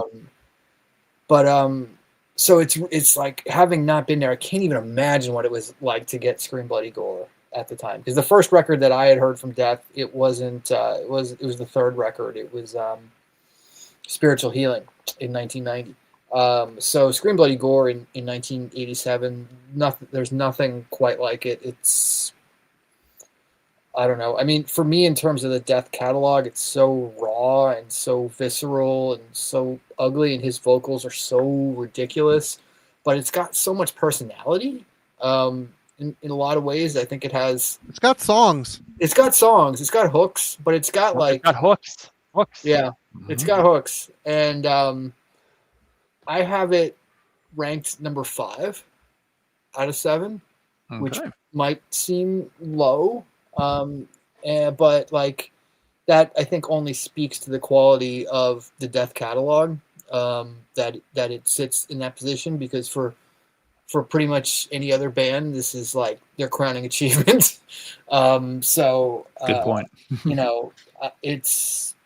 I love it. I go back to it more now than I did when I was first getting into death metal, because there was something even kind of old about it at the time. It was like kind of this, it was almost a relic, especially because, again, by the time I was getting into death, they were already on their progressive path. So this stuff, in a lot of ways, felt like caveman music. But man, it certainly speaks to my lizard brain now more than ever. So, but anyway, yeah, that's where I have Scream Bloody Gore, and we got lots to get through. So, what's the order we roll in here? We'll go. See. David goes next. David next. Yep. Okay. Yeah, I'll go just quickly, just off the back of what Albert said. The vocals on Scream Bloody Gore are incredible. That is like one of the defining death metal vocal performances ever. And you can ask any death metal singer worth their salt. Like if we think of legendary dudes like Corpse Grinder, for instance, they'll say Scream Bloody Gore. Or for all of Chuck's vocal patterns, like let's forget how good a Chuck was at vocal patterns. Some of these guys hadn't quite figured out how to phrase vocals by then, and certainly a lot of thrash bands were very good at it yet, because you sort of get into the rapid fire vocals where they're coming at you at all sides. Like Chuck was so good with his pacing, his phrasing, his lyrics at the time, of course, were very ahead of its time too, because they all were taken from horror movies and everything too. The songs are catchy and quick. The production, yeah, I mean, Randy Birch did a pretty good job, all things considered. And it's not piece sells, but who's buying level. But I mean, for what the budget he had from combat and everything, I think it gets the job done. For me, this is number 6, though, in the Death discography. Right on. Alan. All right. I'm on very much the same page Albert is with a lot of it. And yeah, we need to make the point right away. There are no bad Death albums. So folks will get upset about things being ranked low, but they're all good. Pretty much everything in the category is like, 8.5 to 10 out of 10. So, I mean, you're splitting hairs in a way. And you're also comparing a lot of apples to trombones, because they change all the time. That's one of the big draws for Death, I think, is that they didn't stand still and just keep making the same album.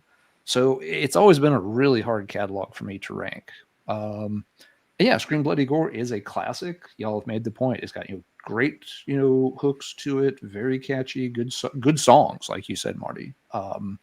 And that is something that not every death metal band manages to pull off. A lot of them have just the atmosphere or the attitude, but not always the songs. So yeah, I've always liked the album. At this point in history, I rank it the same place Albert did, at number 5 in the catalog. And that's no slight against it. It just speaks to how many excellent albums there are, that this one only ended up at number 5 out of the 7. But I would still give it like about a 9 out of 10 ranking. Yeah. So, yeah, right. I'll put it at number 5. Marty, have a feeling you're going to put it a little higher than the 3 of us have. Yeah. This is my grandmother got me a CD player for Christmas, and I saved up money, went into Camelot Music, and the first 3 CDs I bought them all at the same time. I got Show No Mercy by Slayer, Abigail by King Diamond, and Scream Bloody Gore. Yeah. I had a dub of this. Jeez, yeah, I had a dub of this. My buddy Scott ended up with the tape, but I dubbed it from him. But yeah, I was a sophomore in high school, and I was a thrash kid, and this was fast enough. And like we mentioned earlier, there's songs here. It was funny. I've told the story on here before, but it's worth repeating, I guess, that, I don't know, a couple months ago, my kid's like, Dad, we're getting in the car to go grocery shopping. He's like, you mind if I pick something? I'm like, yeah, go ahead. What do you want? He's like, Death, Scream Bloody Gore. I'm like, Where did you hear about death? And he's like, oh, it popped up on my Spotify one day, and it sounded pretty cool. I'm like, yeah, put it on, and I couldn't believe how it'd been a hot minute since I've spun it, but it blows me away how catchy and memorable. Yeah, and I just absolutely love the pig skinning screams of Chuck. It just, I'm like, I'm thinking, I hope he doesn't read the lyrics on this album as we're listening to it. But God, that's one thing the OSDM, the old school OSDM movement of death metal these days, they get the incantation sound going, but they forget to write the songs. And that's the one thing that separates the OSDM from the true old school death metal. There was songs, there were riffs, there were hooks, there were solos. This says old guy get off my lawn type shit I'm saying here, but this stuff, it holds up so well because there is an accessibility to it, even though it's packaged in with this really hideous, brutal, screaming, blood curdling persona. It's songs gallivanting is something much uglier, and it holds up really well, and because of what he put into it. And really, it's ultimately, you can hear where Chuck is in this album, and then you listen to the rest of his stuff. He has such a uniquely identifiable style and sound to the way he plays guitar and the way he writes riffs, and it goes all the way back to this. So this is my number one. Oh, wow. I got tons of nostalgia attached to it. His voice was never this good again. I'm sorry. It's always good, but this is exceptionally killer. Just so good. But yeah, number one. But that brings us to 1988, a year later. Leprosy. Albert. I'm up. I think that Leprosy, to kind of hammer home the point that you made about the old school death metal movement maybe lacking the songs. I think so much of that has to do with these early death metal bands and these early death metal records. They were inspired by heavy metal at the end of the day. Mm-hmm. And heavy metal is still song-based, hook-based, whereas these old school, these new wave of old school death metal bands, they're inspired by death metal. Yep. So good point. It's like, great point. It's good point. It's kind of run through a different filter, and that's why you're not gonna have bands just like cranking out Pull the Plug, like Open Casket, Born Dead. Like that's not gonna happen right now if you're just kind of a throwback death metal band. Like, yeah, you're gonna get the guitar tone, you're gonna get the riffs, but the hooks they're not ingrained from that kind of that legacy of songwriting and listening to just stuff that was, rock to metal, metal to death metal, death metal to death metal. It just isn't the same. And like, to me, like Leprosy is everything I like about Scream Bloody Gore, but just catchier. At the end of the day, like, to me, it's just like the best hooks on Scream Bloody Gore they're just further refined on Leprosy. And I know it's obviously a different lineup, with Bill Andrews, whose approach is way more straightforward maybe than what Reifert was doing on Scream Bloody Gore. And now you have the great whammy bar fest of Rick Ross entering the picture here that was not part of Scream Bloody Gore. And I know that, like, for some people it's maybe disconcerting to hear the solos go back and forth between like the really like kind of tasteful, thought out Chuck stuff and then just the dive bomb of Rick Ross. But if you hate the whammy bar, you must hate Slayer then. Yeah, I know. I love it. I love them both. So for me again, it comes down to the sound. It comes down to the ridiculous drum sound that Scott Burns got on this record. Like, they sound like fucking cannons. Oh, they're great. It's incredible. Yeah, war drums. Yeah. So Leprosy is number 3 for me on my list. It's pretty high. it's and I will say right now, it's the highest of the, the original kind of old school era of the band. But yeah, I have it at 3. Right on. Wow. David. Yeah, I mean, we can really start with the sledgehammer snare sound is just the first thing that always jumps out at you, right? I mean, the sample that Scott and Dan Johnson put on Bill Andrews' drums there, but yeah, to go out I always saw Leprosy as a little bit of an extension of Scream Bloody Gore, but perhaps a little bit more savvy and mature, especially with you get to the contrasting solos. And Chuck's lyrics are better here too, right? He's now reading the newspaper, as they say, right? Or watching the news now. He's not just digging through his horror movie collection anymore too. But there are some absolute bangers on here. Someone in the chat may have said something about Forgotten Past. So I think that's the best song. Like Pull the Plug is a classic, of course, right? But I mean, Forgotten Past is that opening riff and the chunk and everything to it. And there's that whole midsection where there's not even like, they're just going for it, right? There's no solo, there's no vocals to it. That whole middle part of the song, I mean, it's just it's a killer song there. The song Left to Die too is great. So good as well. Born Dead too, how it sort of just oscillates there. I mean, it's some great songwriting there. Lots of credit to Bill Andrews, who was just solid, right? Like, we say in the book, and Bill Andrews is in the book, living all the way over in Japan, how he was really cool and really easy to talk to. Bill just said, hey, I was always worried about making mistakes in the studio, so I purposely kept my parts simple. And so, hey, he's spot on, but he is very simple. Yeah. Spot on. But it's funny that we talk about Bill's drums being simplistic. Like if we know Gus Rios from Left to Die and Gruesome, who plays some of those songs, he actually says some of those fills are harder to play than you think, just because of the way Bill played them. But cover art, let's not forget the cover art. Like that's I think that's been Albert's cover on his Facebook page for ever since I've known him here, with his face transposed guy with Leprosy. I mean, it doesn't get any better than that. I mean, that's no. There. Yeah, I would put Leprosy at number 5 for me there. Yeah, it's I'd say Pull the Plug has the true death metal single, right? I think a lot needs to be said for that. For a genre of music that supposedly can't have single hits, or if there was one, if you were to ask anyone who's into death metal, okay, what is the death metal single anthem?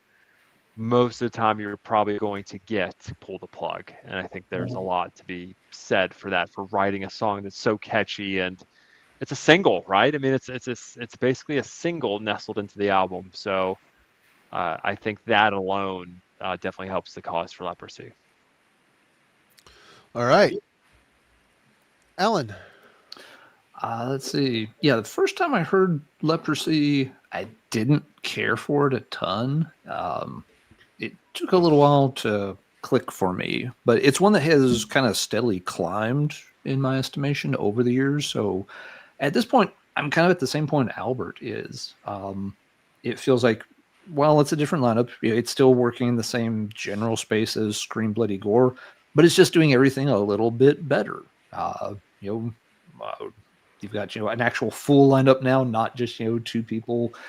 To David's point, the lyrics are already getting better, and this really does foreshadow how quickly Chuck leaves the death metal orbit. Even by album number 2, he's tired of the gore and the zombies and stuff, and moving on past it. Gore and zombies are fun to a point, but they got overdone early on. They're still run into the ground to this day, and Chuck, moved on quickly.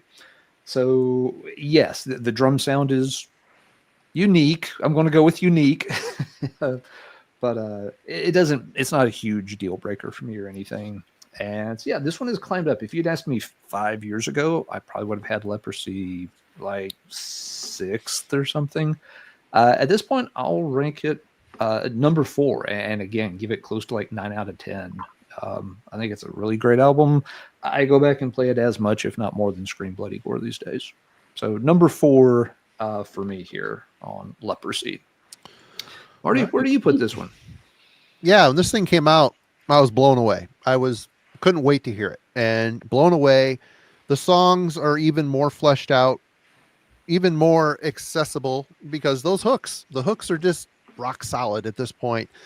I will say, because of that, leaning towards a bit more accessibility and a little bit more simplicity in the drum performance, the album feels, as an old man listening to the record, it feels a bit safer than Scream Bloody Gore. They focus more on the hooks and little less on the carnage sonically, which I think the album sounds fantastic. It sounds perfect. It's heavy as hell. When those hooks hit, there's just you can't help but nod your head along to it. So it's a 5 for me. When I was younger, it probably would have ranked a lot higher, but it's still a great record. It holds up, stands the test of time beautifully because of the caliber of the songwriting. And the alternating, at least there's 1 ounce of solo that's tuneful, and then it's okay to offset that with some dive bombs. That's fine. If you listen really closely, if you listen to some of the songs, Rick played solo in some of the songs there. I wrote it down while their aim whammy bar dive and pattern from a couple of the songs that he uses. But that's all he wanted to play, right? Yeah. And the great Didn't he old write story is like, I hate Chuck. Primitive Ways? Well, which one was he wrote it? Didn't he Primitive write Ways? Yes. Yeah. Yeah. Yeah, he wrote the last song on the record. Yeah. But as the old story goes, is like Rick's doing his dive bars in the studio and Chuck's not reacting to them, and then comes to learn Scott says, I fucking hate Rick's playing. I hate how he looks. I hate his sweatpants. I hate his mustache. I hate all these things about him. So yeah, that just goes to show what it was, And it's so funny. You ask Rick, he's like, yeah, man, I never practiced back then. Just what I did. He's just, that's just Rick for you. Cheers and peace. Well, he didn't practice, but look where he landed on right? one of the most. He landed on one of the more pivotal death metal albums ever. So not practicing sometimes can pay off, right? He did all right. Yeah. Yep. Yeah. He did Quick all right. question before we move on. I'm just curious for a real quick reaction. We all kind of agreed "Pull the Plug" is like the death metal signature single. I like Choke on it too. Well, it doesn't have to be from the sound, but just in general, what would people pick as the first runner up? If "Pull the Plug" doesn't exist, what then becomes the death metal single of that era? Born Dead to this world. So good. We're talking like that era, like 88, 89. Are we talking all of death metal then, Alan? Yeah, all of death metal, but yeah, that kind of the early most era. popular death metal song. I mean, you almost want to think: is it Morbid? Is it Where the Slime Lives? Is it God of Emptiness? Do we go to Morbid Angel? Because in terms of profile, is it Chopped in Half? Maybe. I mean, Chopped in Half's a good. Yeah, that's. Chopped in Half I think if bad choice. I think Slowly We Rot has to be a contender. That is a catchy. Yeah, that's a catchy that's tune. a catchy song. Ooh. What about Sacrificial Suicide? That was my knee-jerk answer, but I awesome don't know. I'm liking That's Chopped an in Half. incredible now. song. I don't know if it'd be a single though. That's someone said Hammer Smash I mean, Face. Yeah, because of the Ace Ventura thing. Chapel of Ghouls. Chapel of Ghouls. Chapel of Ghouls. City. I would say Dehydrated by Pestilence. Yeah, that's a good one. Yeah, that's a good song. Yeah. Way to start off no, I don't want us to. That's a long song too. What, Dehydrated? No, Which one? Left Hand Path. Oh yeah. I love Left Hand Path's an amazing song, but it's not. I'm not going to radio with Left Hand Path. No.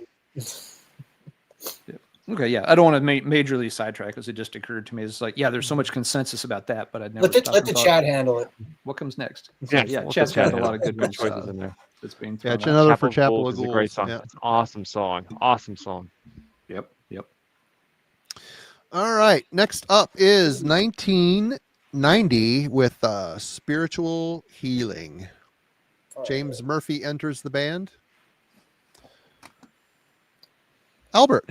All right. I want to preface this by saying that typically I am a fan of transitional records. And one that I like to note is Necroticism Descanting the Insalubrious by Carcass, which is clearly a transitional record and a record that So good. I love dearly. One of the Favorite. best. This, Yeah. to me, this is Death's ultimate transitional record, but it's also my least favorite Death record by a wide margin. To me, in terms of the songwriting, it's kind of flat. I don't know. I know that's heresy in a lot of ways, but like in terms of everything else that they produced up until that point, I just kind of don't feel the hooks of the first two. I feel like part of that has to do with the production, which I just think kind of like, I don't know. There's just like it's really kind of this flatline, dry, kind of monotone throughout, where stuff So doesn't murky. pop. Yeah, it doesn't hook, and it's like I mean, obviously James Murphy is incredible. Obviously Chuck's playing is continued to improve. Lyrically, he's again pushing beyond, the typical death metal fare. I feel like he hasn't quite done it in an elegant, refined way, like that. She's a stupid bitch, like that just jumps out and just kills me every time. In Living Monstrosity, I can never really shake it. But I just can't. I can't hang with this record the way I hang with the others. That said, if you put it on, I'm going to listen to it start to finish and not complain, because it's still a death record, and it's still like better than 95% of the death metal records that have ever been recorded. Maybe 99% of the death metal records that have ever been recorded.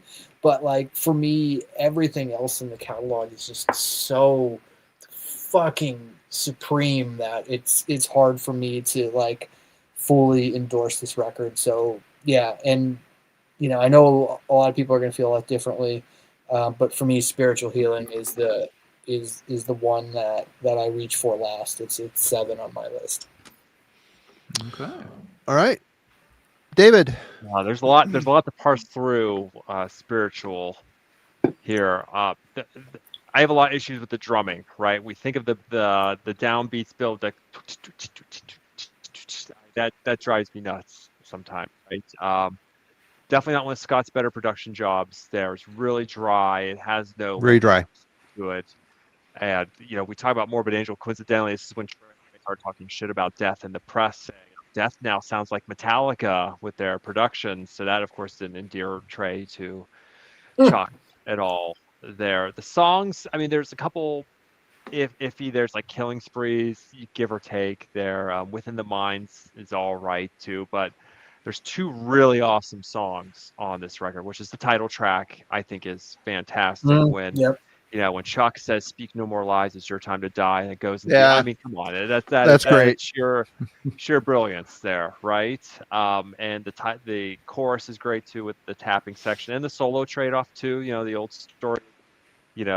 Chuck had told James Murphy, "You cannot play any whammy bar dive solos on this record because of Rick Ross," right? And then James hears, "Okay, here's my spot to play after Chuck's solo on Spiritual Healing, the song. What do I do?" And he says, "Scott, can I see your toolbox here?" And Scott pulls out a Phillips screwdriver. They shove it in James' guitar, and that's how the whammy bar dive happens on that. So I think that's a brilliant artifact there. But what about the song Low Life, which is about Rick Ross? I think Low Life is a more underrated Death song, primarily because of the middle solo section when Chuck and James Murphy are trio. I think that's one of the most exciting moments in Death's discography. We talk about the dichotomy there. Now you have James Murphy, who's this incredible, fluent, neoclassical guy who could play basically anything, and you have Chuck, who's creating these carefully crafted melodic solos, and James is blazing. I think that's one of the best moments in Death's discography. You're a pathetic excuse for being too. Like, I think that line sort of resonates too during that middle section as well. But I'm with Albert. I mean, it's my least favorite Death record, but I'll play it all the time too. I still find value. I think Living Monstrosity is a great song. Genetic Reconstruction is a pretty darn good song. But it was a really weird time for the band still, and I would rank it last, and which is not saying much. I mean, I'd give it an 8 or an 8.5. Yeah. Overall, but it's last on my list too in the Death discography. Right on. Alan. Last. And like Albert, it's always been last. It's not even close. Nothing else has ever been last on the list. And it's not that it's a bad album. As a death metal album, yeah, it's a good album. Within the confines of the Death discography, it just doesn't interest me as much as the other ones. David and Albert have highlighted the points very well. There's not much for me to add. I still have it. I revisit it from time to time. I'm always kind of waiting for that moment where, the clouds part and I get it. Because I know, yeah, some people rank it extremely high, and that's cool. But it's just never happened for me. And Albert's right. It feels like the transitional album, but it's not the breakthrough transitional album. It's the wrapping up the old business, but not quite ready to get to the new business kind of transitional album. Oh, so yeah. Well said, Alan. Number 7. Marty, I don't know your opinion on this one, so interested to see where you got it. I liked it a lot when it came out. I just wanted more of this. But there's no denying Dry is a perfect, there's not a lot of dynamics in this album as far as sound field. It takes some of the excitement away from some of the songs. Still, guys are completely right. There's tons of bangers on here. Still, they're good songs. Chuck's a bit loud in the mix. I mean, obviously his vocals are always a focal point here, but it feels like a very clinical record, and it's very dry. And when I put it on, I have to turn it up a lot. So it's mastered really quiet. You got to crank it to get any sort of juice out of it. But yeah, I put this at number 6. I still like it. It's still hanging on to the old spirit a bit. The music's getting a bit more complex. There's more things going on.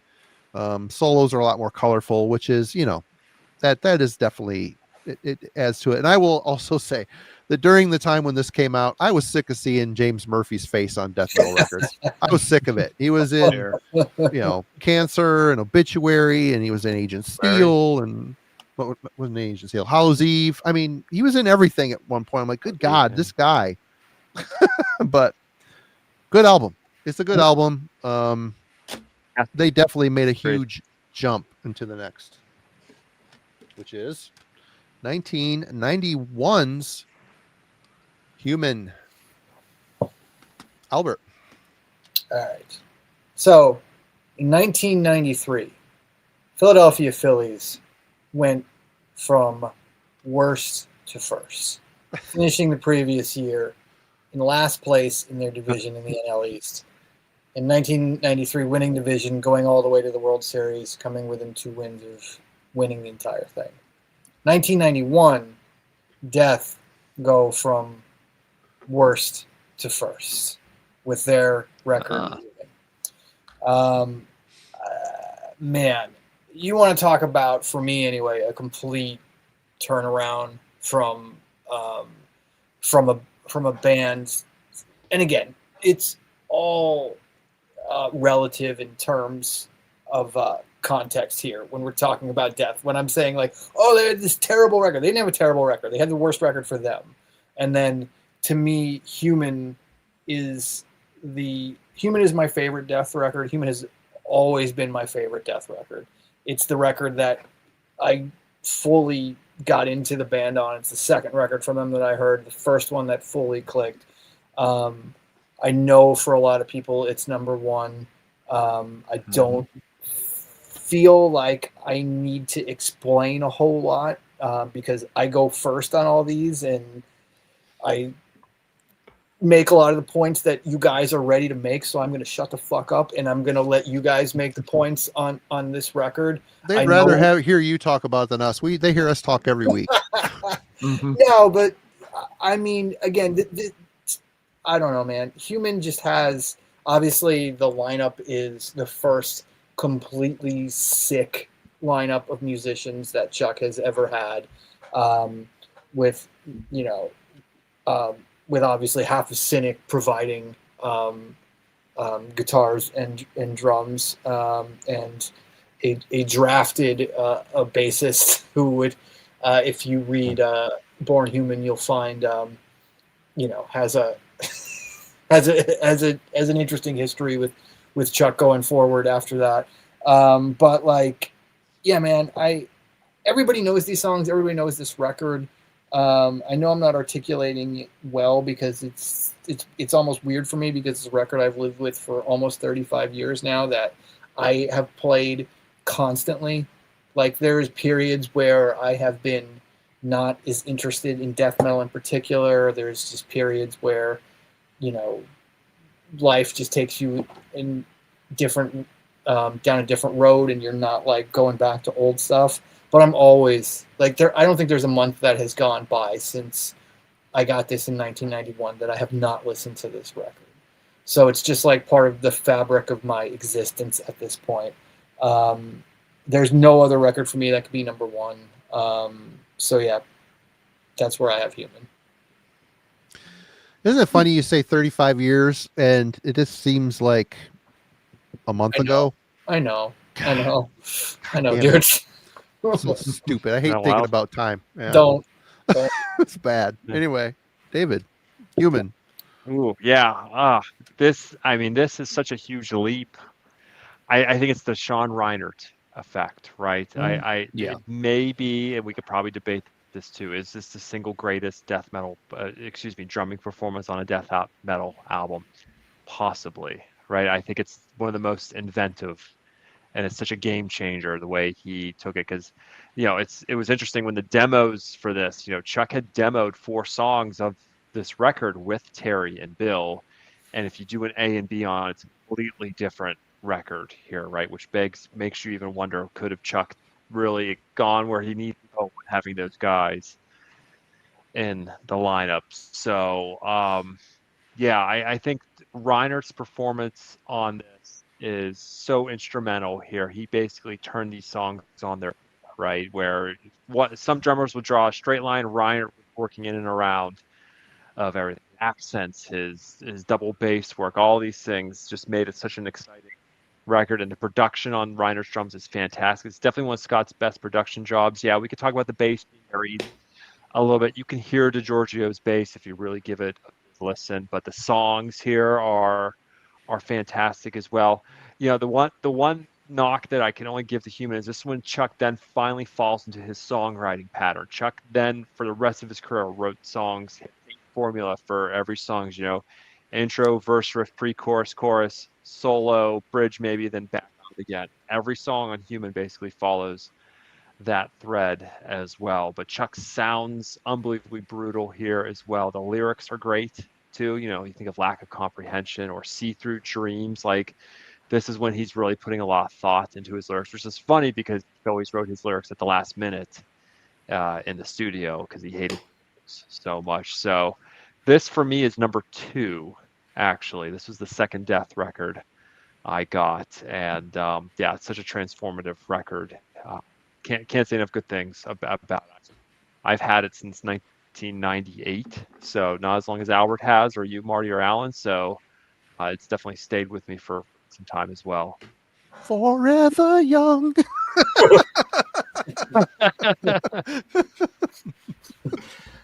Well, that sound clip didn't belong on a Death episode.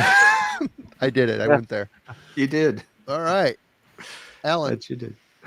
Albert and David have made great points about the album.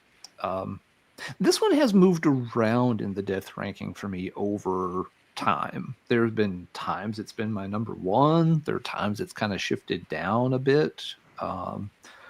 The one thing that's always constant about this album is it is massively heavy. Yes, they back off a little bit for like Cosmic Sea and such, but really overall, the sound here is just very, very leaden heavy. The drums pummel you throughout with all the fancy stuff still going on. the production, even though the bass isn't very audible, it still feels like, it's a very thick kind of production. This album kind of weighs on you. And yeah, it's a classic and deservedly so. These days, I rank it number 3 in the Death discography. And like I said, this is, of all their albums, this is the one that tends to change positions the most. But lately, I've got it at number 3.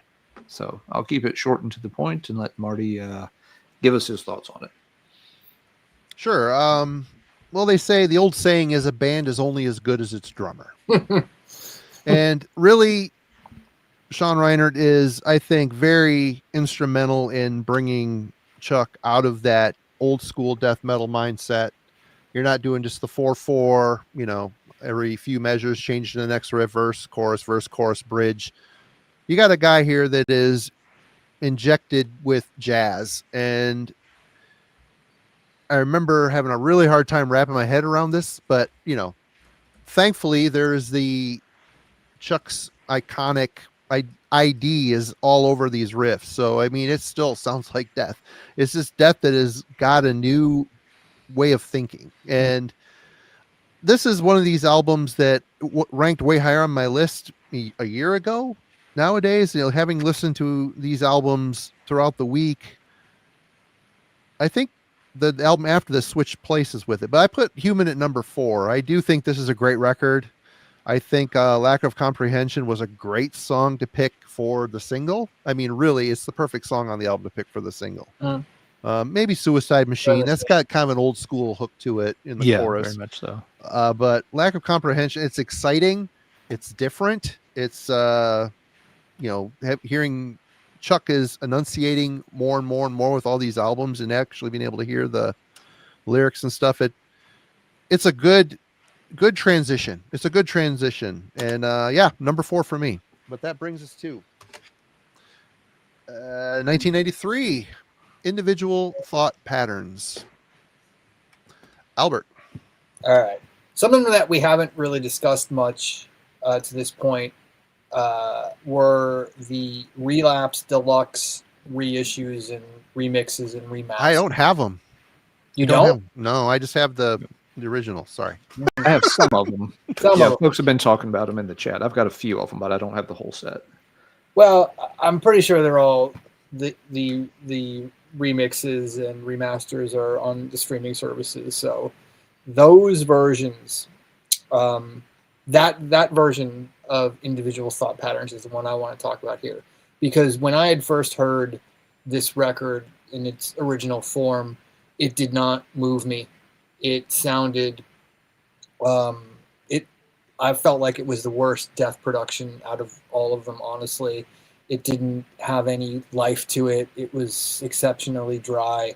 And it just never clicked with me. And then I think those reissues, they were the early 2010s. And when I heard Individual Thought Patterns, then it was just a completely different record for me. Like it just hit me in a way where the songs they could actually breathe, because it's still it's still very technical. And truth, in all honesty, I'm not a huge progressive death metal guy or a huge technical death metal guy.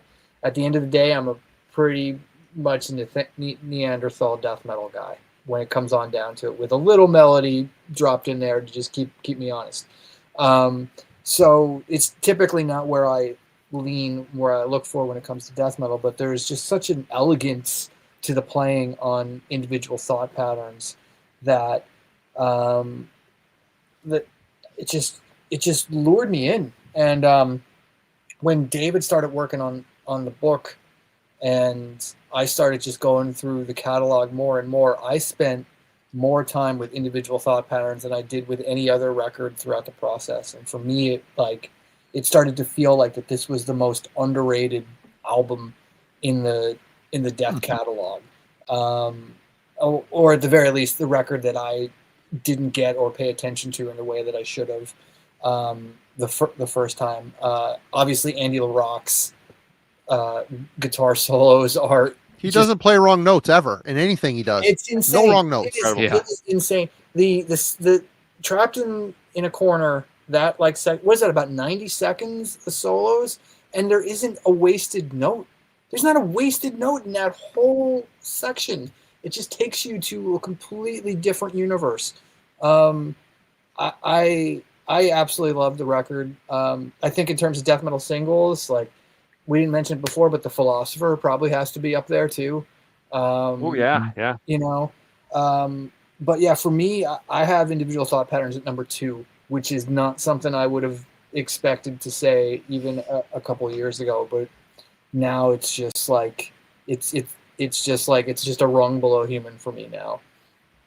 Right on. David. I don't disagree with him often, but I'll disagree with Albert on the production. I never got the remasters, not for any particular reason, but I still kept all my originals throughout the time. I don't find too much fault with the production there. It's pretty typical Scott Burns production job, circa early to mid 1990s. But I think really helps Individual is DiGiorgio's bass, and we could make the argument, is he overplaying things? But I find his playing to be so tasteful there, and his note choices and the thing he does stand out so much throughout that record that I think really helps. We haven't talked about Gene a lot too, so we think of Gene Hoglan coming off of Dark Angel, a thrash band, and another Chuck could not get along with, now joining Death and doing all this. I think Gene's drum performance is quite good. He's not Sean Reinert. He doesn't have to be Sean Reinert on this. Gene's definitely got probably a little bit more of an aggressive style. He's more of a metal drummer. He's more of a metal drummer, sure, and I think that's why they melded together so well. So I don't think there's really a bum track on this record. I think there's some really deep cuts here. Something like Mentally Blind, I think, is one of the more underrated Death songs. A song like Destiny as well that has acoustic guitars to start is great. The title track is awesome too. The Philosopher is great too, of course. And then of course we get into the solo trade-offs between LaRock and Chuck. I think those are incredible as well. You sort of develop a pattern there. Chuck, as usual, plays the melodic solos as usual. Then Andy usually comes in and does his crazy things there. So I think the choice of Andy LaRock was incredible on that. And I think the lyrics are great too. Like, you know, you can say what you want about the Jealousy song title, but I think In Human Form has some great lyrics. The Philosopher, which is about Paul Masvidal, and Mentally Blind's about Borovoy Cregan. So Chuck is really ticked off on this record too, because he's coming off of diss Human, tracks. Yeah, the diss tracks. I mean, he's pissed at everyone because the Human thing fell apart. You know, everyone's mad at him, and he's doesn't have any money and all these things, and that's what makes a great record there. Individual Thought Patterns is my number 1 favorite Death album. It's also the first Death record I got circa 1998. It was given to me by a friend when I was a sophomore in high school over here in Bethel Park, Pennsylvania, and from there I was hooked on Death, and it changed everything for me. So and we talk about Trapped in a Corner. I think that's a remarkably awesome song too. This is sort of when Chuck gets out of tremolo picking mode too, right?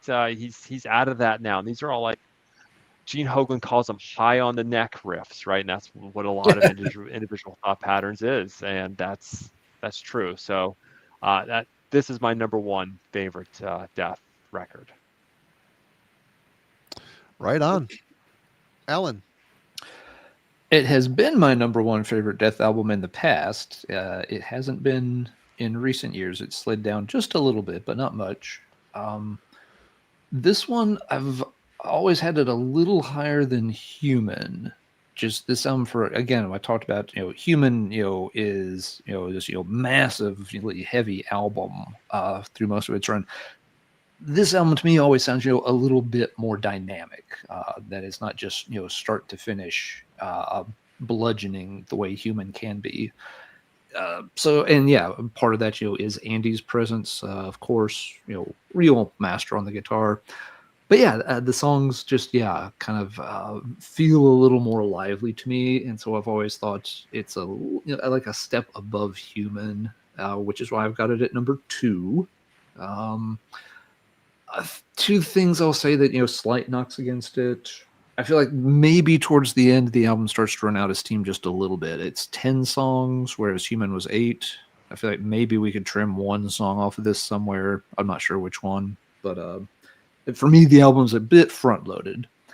And regarding the diss tracks, obviously, if you're just listening to it, that's fine. If I'm like actually sitting down, like going through the lyrics, I do find that a bit lame. That Chuck felt it necessary to air all this stuff, and talk shit about these people, many of whom had played a big role in his career, Helped him on the way. Yeah, had got him where he was at, and then because of in a lot of cases, as the book details, some of these. For relatively small slights, all of a sudden, Chuck completely turns on them to the point of, trying to humiliate them in the lyrics of, songs being released on major albums. This isn't a demo project where no one else is going to hear it. He's writing about Paul's sexuality, for God's sake. That I always thought was real crappy, and it is a little bit of a ding against the album for me. But still a fantastic album. Kind of agree with Albert. I do think it's one that gets underappreciated in the catalog a bit. Sure. And I think part of that is this is also the point, and someone just said it in the chat. This is the point where you see Chuck really going a lot more in the classic metal direction. It's feeling a lot less heavy now. Even though they had changed directions and become compositionally different on Human. Human still had the heaviness. It still had the heft. Individual thought patterns, you're trading in that heft for this real intricate technicality that David mentioned. I like it a lot. I get why some people don't like it. Number 2, and I've said my piece.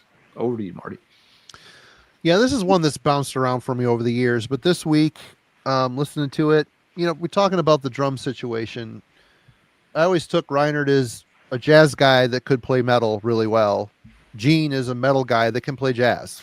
So there's a difference here. And hearing Gene in the death metal, in the death context, it works really well. He really locks in and complements Chuck's riffs really well. He is busy in a different way. He's very tasteful. He doesn't really go overboard with it. I think everything he does is in service to the song.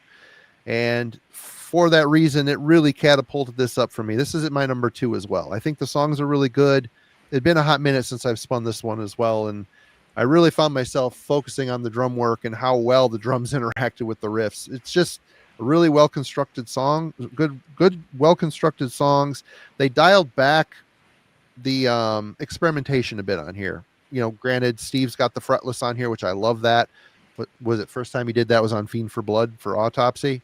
I love it. He's always had, even like on Certain Death, playing that Rickenbacker for Sadus, just cutting through that speed. He always could poke through the mix, but hearing the fretless is just kind of like his calling card, Just hearing the bass work on here, the songs, this to me is a bit more of a more calm down Human. It's my number 2. I don't know if I said that. I probably did, but I was surprised that I listened to it with kind of fresh ears this week, and it rose up the list for sure. Which we're getting towards the end here. We got 1995's Symbolic. Albert. All right. So we've got Death's Mulatto Death album, if you will, released in 1995. And I think it bears mentioning, not to go off topic, but also released in 1995. In fact, released 30 years ago today. You and the dates. What is it with you? Gotta keep track of shit somehow. I know.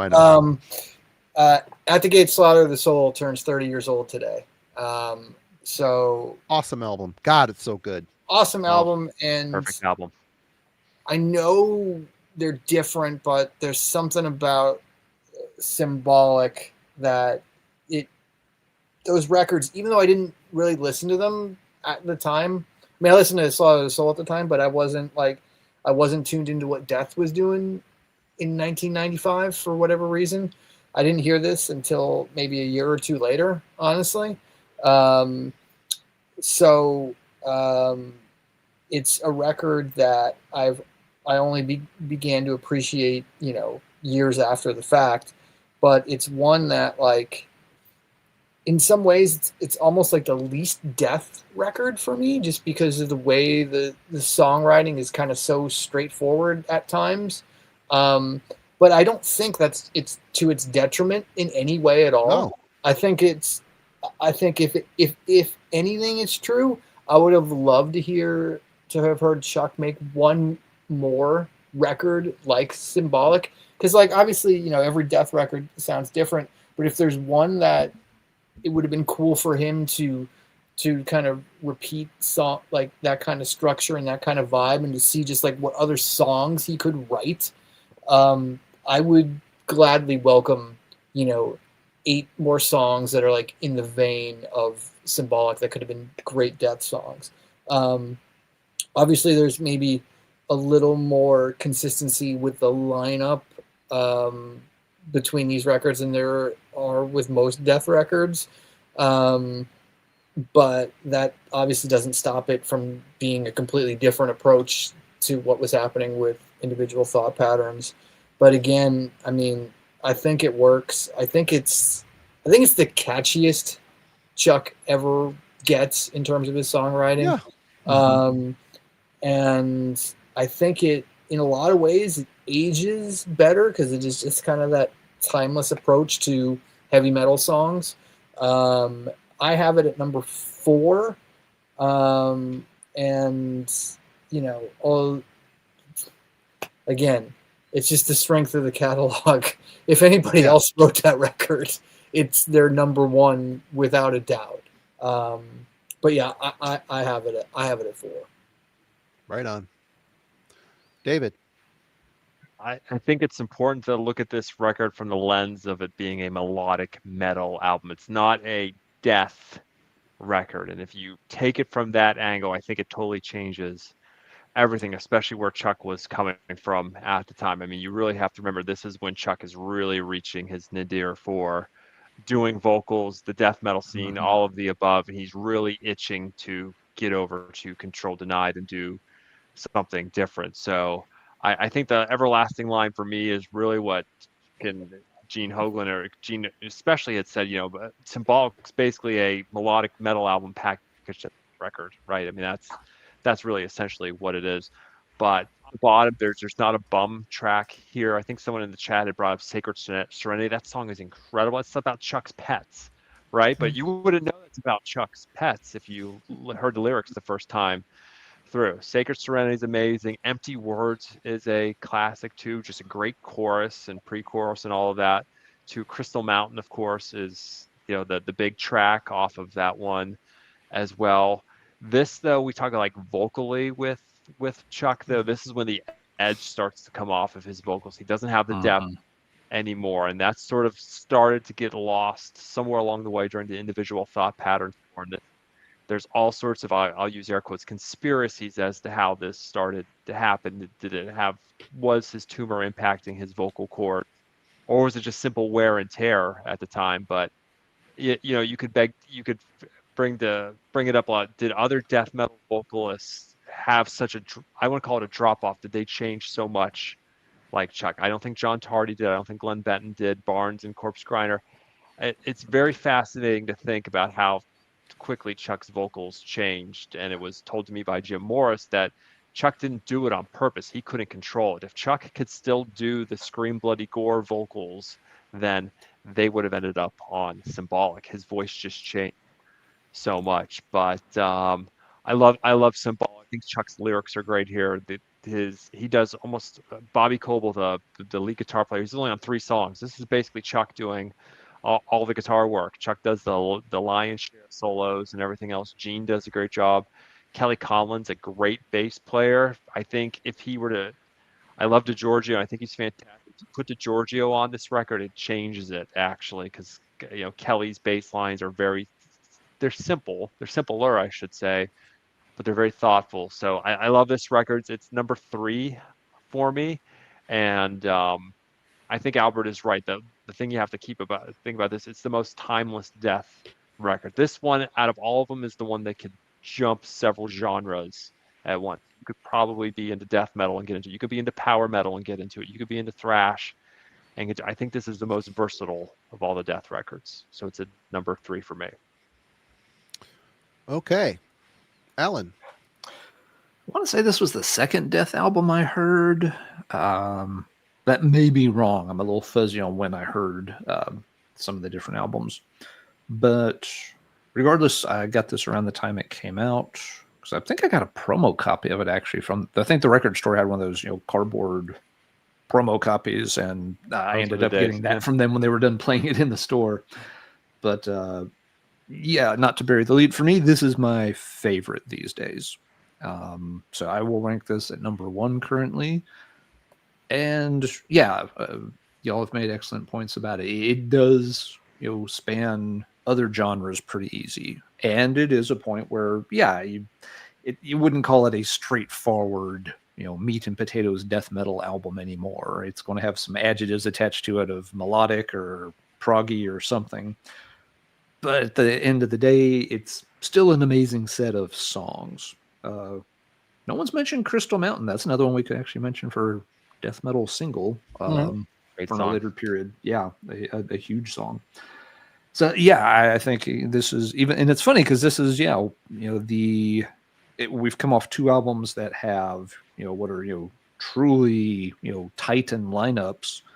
And this one's, a lesser known lineup, but I absolutely pull it off fantastically. The album sounds good. The songs are varied. The performances are top notch.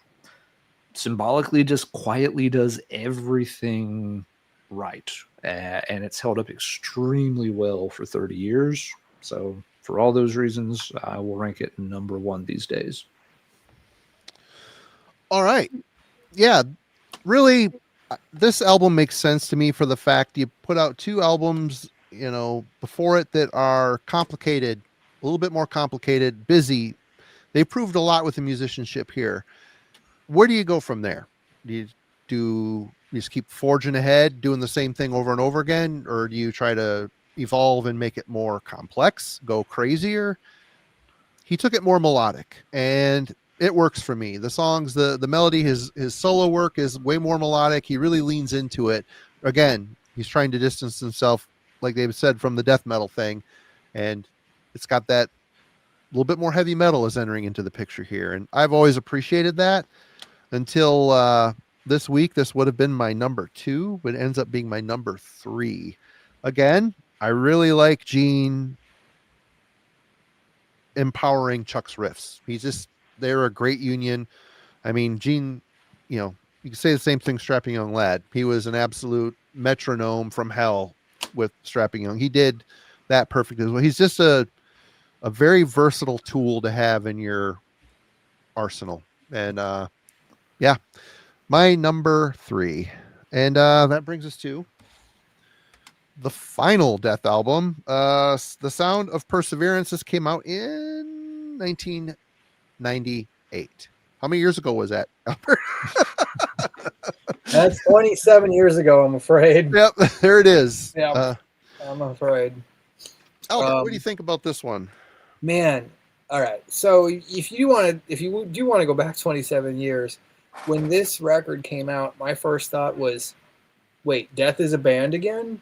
Because it was pretty much like clear that they were done, like not too long after Symbolic. Like that was like, it was announced that he was breaking up the band, that he was going to do a new project. And then when this appeared, I was like, oh, interesting, that he's still going. And I listened to it and I was just like, keep in mind, I didn't even hear Scream Bloody, or I'm sorry, I didn't even hear Symbolic, like in that time period between there. And I heard Individual Thought Patterns with nothing, no buffer between between that and Individual Thought Patterns. I'm sorry, I heard the Sound of Perseverance with no buffer between that and Individual Thought Patterns. So it was a really weird one for me at first, and it did not click at the time. But especially, I remember hearing Chuck's vocals at that point. They were really screechy and high, and it was a lot to kind of process, and it felt like super progressive and not particularly heavy, and I just didn't get it. But it's also bears mentioning that I was like, that was not the kind of stuff I was listening to in '98. That would have been my bag. Like I did not have a soft spot for anything like particularly progressive at that time, besides maybe an In the Woods album. Like, you know, it just wasn't where my head was at. So as I, you know, as time went on and I got maybe a little bit more open-minded towards things, it became a record that I listened to a lot, actually. And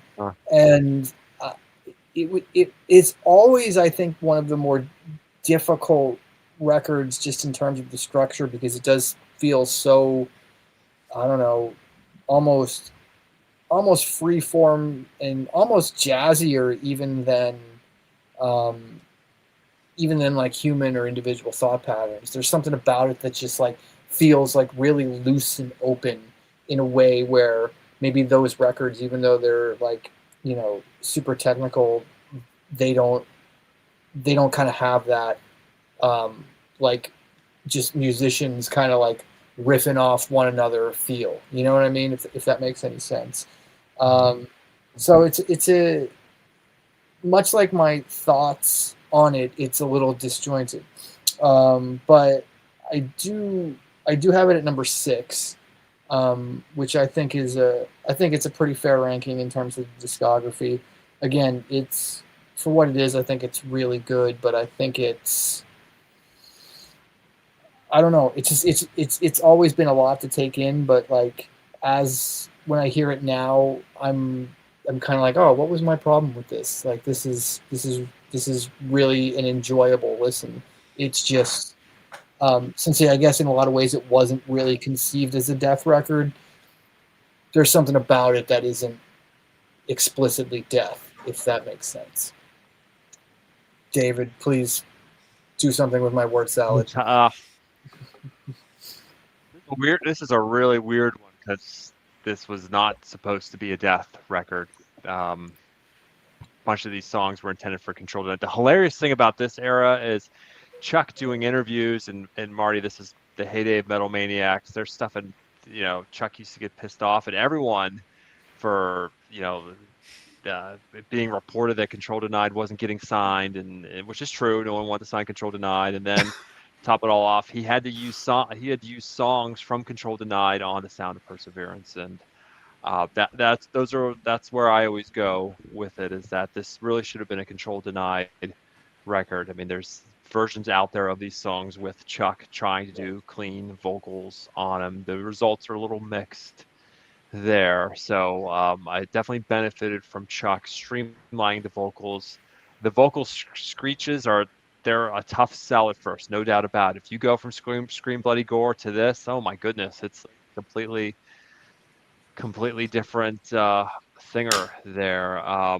It's a really fascinating thing to think why Chuck's vocals are like this, and they're definitely probably the biggest knock on this record are his vocals, but I think the songs are really, really great. Richard Christie his playing is like a drum set just being thrown down a flight of stairs, right? That's basically what it is, right? Just take the drums and throw them down, and we'll see what happens there. But you remember a lot of those drum parts, and yeah, there's demos of those songs with Chuck doing clean vocals. Absolutely, you can find them on YouTube, and I think on the reissues that Relapse did. So it's a pretty unique record in many respects, that it's like a death quotation record, because it should have been a Control Denied record. I still think it's great. It's at number 4 for me because I think some of the songs are just fantastic here. The instrumental Voice of the Soul is such a triumph to me. A Moment of Clarity, the song is great too. Get to paint their Chuck's cover of Painkiller, which is great. It's great as well, but it's it was good job. Yeah, it was released at such an interesting time. 1998. What's death metal doing? I mean, Alan, I can only think of the band that you have on right now, like Nile. Basically, you have your Nile and your Cryptopsies doing something with death metal at the time, right? And here's a death metal band touring with Hammerfall, right? So it's Yep. just and Chuck is telling Nuclear Blast, okay, I'll give you a death record, but you let me go do Control Denied. So it's a very complicated time. It's really a bittersweet time. Way you read some of those lyrics now and think about that whole era. To me, I always think about that tour with Hammerfall because it was probably the best tour Chuck had ever done. And yeah, there were definitely some issues on that tour, but they had a great time, and the turnout was great, all these things, and that turned out to be Chuck's last tour ever. And so, but yeah, Sound of Perseverance is number 4 for me. It's it's probably a 9 out of 10 for me, though. I like even like the hidden tracks, like 2 hidden tracks, but like the unsung tracks, like To Forgive Is to Suffer, just great songs. So number 4 for me. All right, Alan. Yeah, I've never minded this album as much as some people do, and yeah, I do get it. The vocals, are a big difference here. Not what you're expecting, and can be tough for folks to swallow. They never threw me off as much as they do some folks.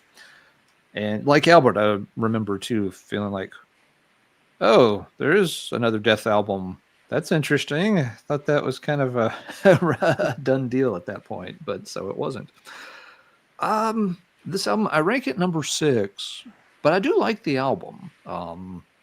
It's one of those albums I don't reach for a lot, but when I play it, instantly reminds like, oh no, actually a lot of this is good. I think the album starts off with a good set of songs too. I've always liked the first few. You've got Scavenger of Human Sorrow shows, they've got again really great technical chops going on here. I like Bite the Pain. Spirit Crusher is a really cool one. So yeah, the album gets off to a great start. It of course famously has the Painkiller cover on the end of most pressings, which is a fun one. But yeah, it really does when you think about it. The timing is weird.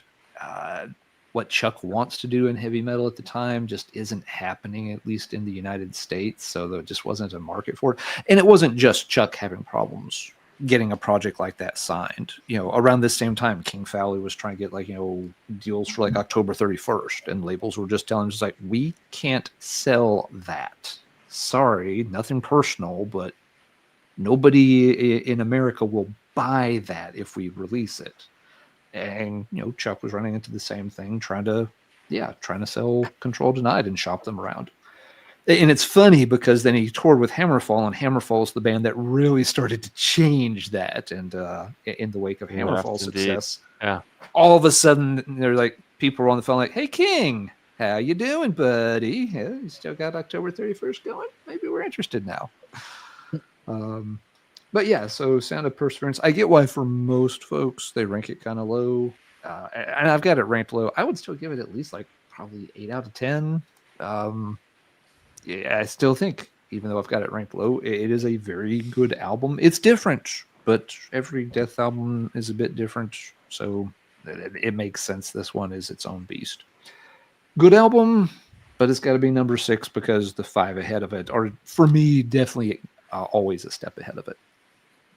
Marty, I think I know mathematically where you've got this one, but let's go ahead and make it. Yeah, the promo from the Maniacs days. There it is. One that cool. survived the great flood of 3 weeks ago in my basement. So this one lives on. But this one, I did not click with this out of the gate. His vocals really bothered me.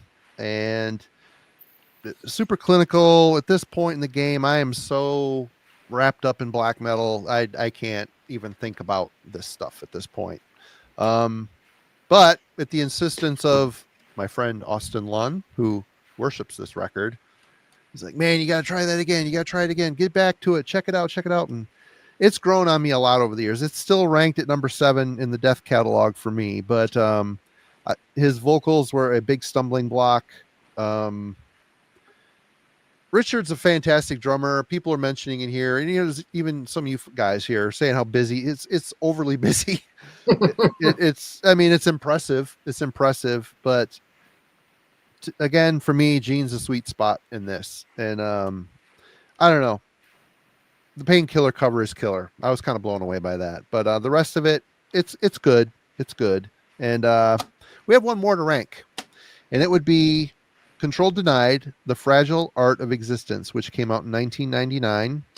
And I don't have it. I used to have a copy of it, got rid of it. But we're going to start with you, Albert. Yeah. I don't like. I'm sorry, I can't rank it within the Death discography. Dude, I was surprised. I haven't listened to this since it came out, and it sounds like a Death record to me. I know it does. Like the riffs, it is Death. It's Death. There's Death riffs all over it, but when Chuck isn't singing, this is what he wanted. If he could have, if he could change the name of half of his catalog to Control Denied, I think it would have been. This is where he would have. This is where he wanted to be. I read the book. I agree. Oh yeah. You did? Oh, cool.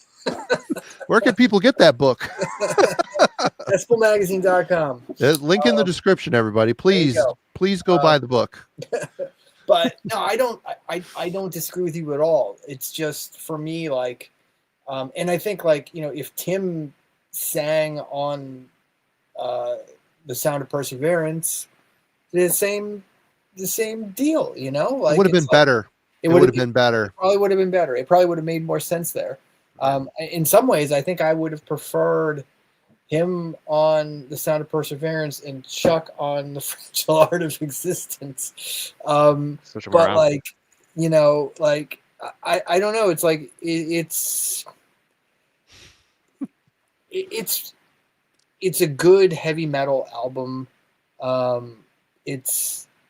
I can't rank it in the discography though, especially because we all just did 7 Death records and made them 1 through 7. So we literally cannot rank it within the disc. It's easy. It's 8. It's 8. It's at the end. There you go.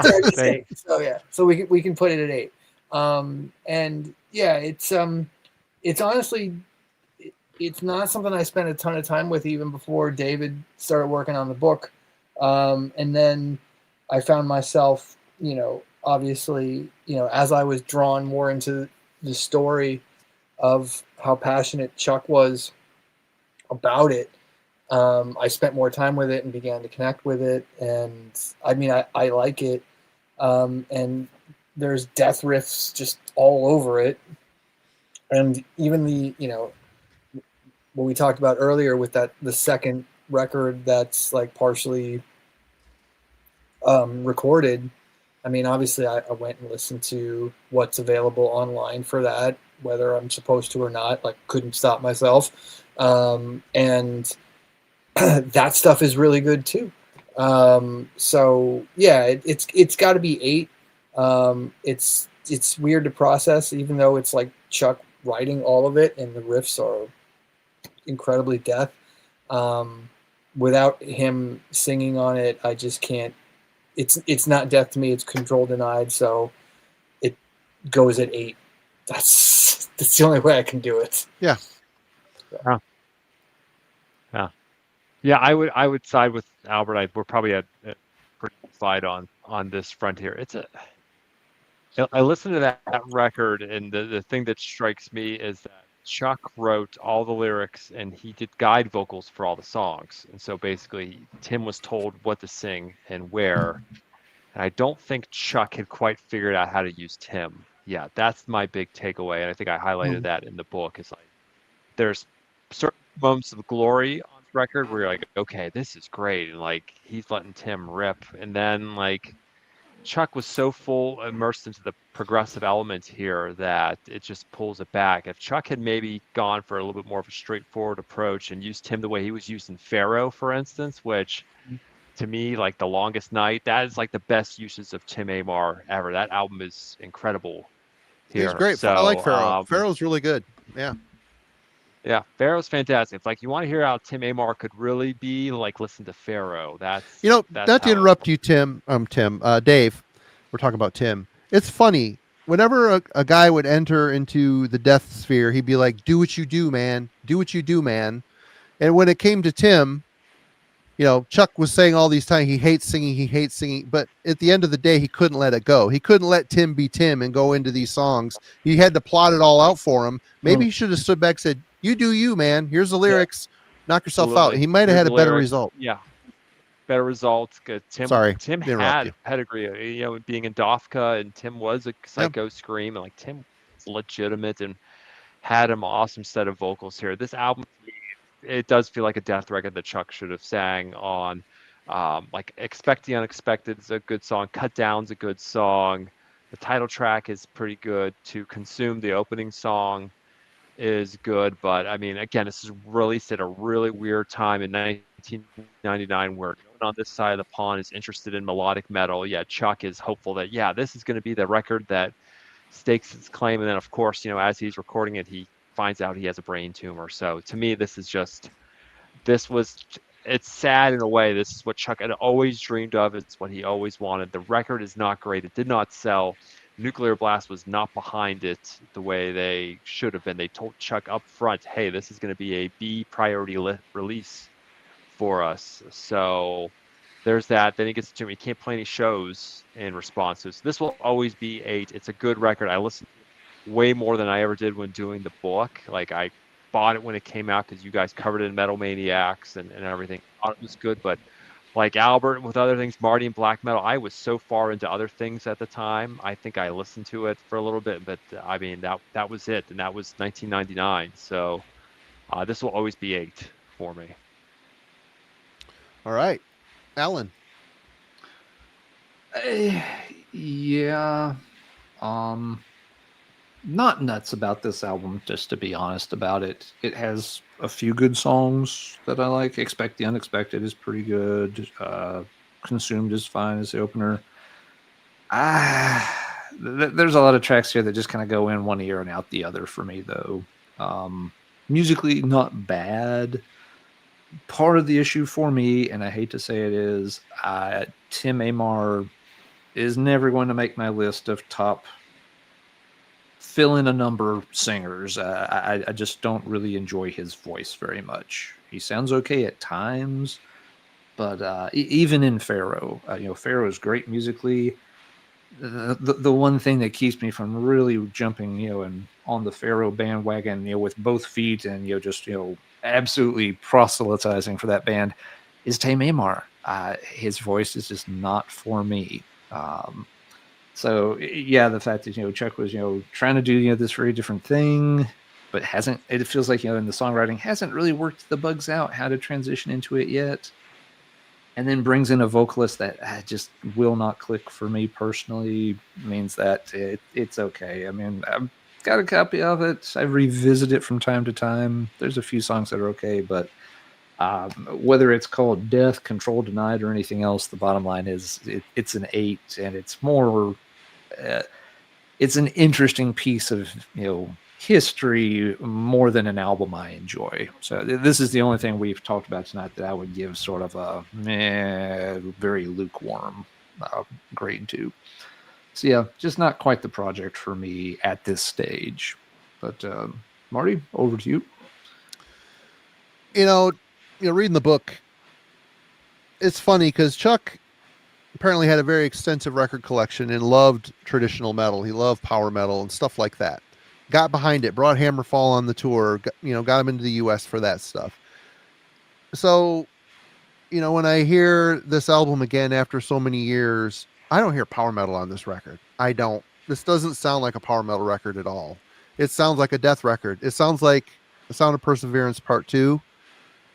I'm kind of with Alan on the point that the songs, they sound too much like death, but not fully.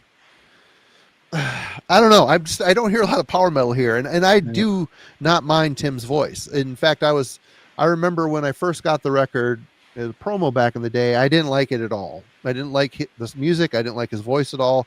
Listening to it back again this week, I like Tim's voice a lot better. Right? There's some Dio-isms he puts in. There's like a bluesy, raspy, some fry in his voice on occasion. But he doesn't live in that realm as much. I kind of want him to do that more. I know Tim wasn't Chuck's first choice for this, and maybe his first choice I think was like Warrell Dane. He talked to Warrell Dane, I guess, and trying to imagine this material with Warrell Dane singing on it, I think it would have been a better fit. Because Chuck was writing pretty modern. It's a very modern sounding record musically, but it's death through a more modern lens than a power metal lens. I just don't hear the power metal. So it's an 8 for me. I don't hate the record as much as I used to, but I listen back to it now. I'm like, it's just not a.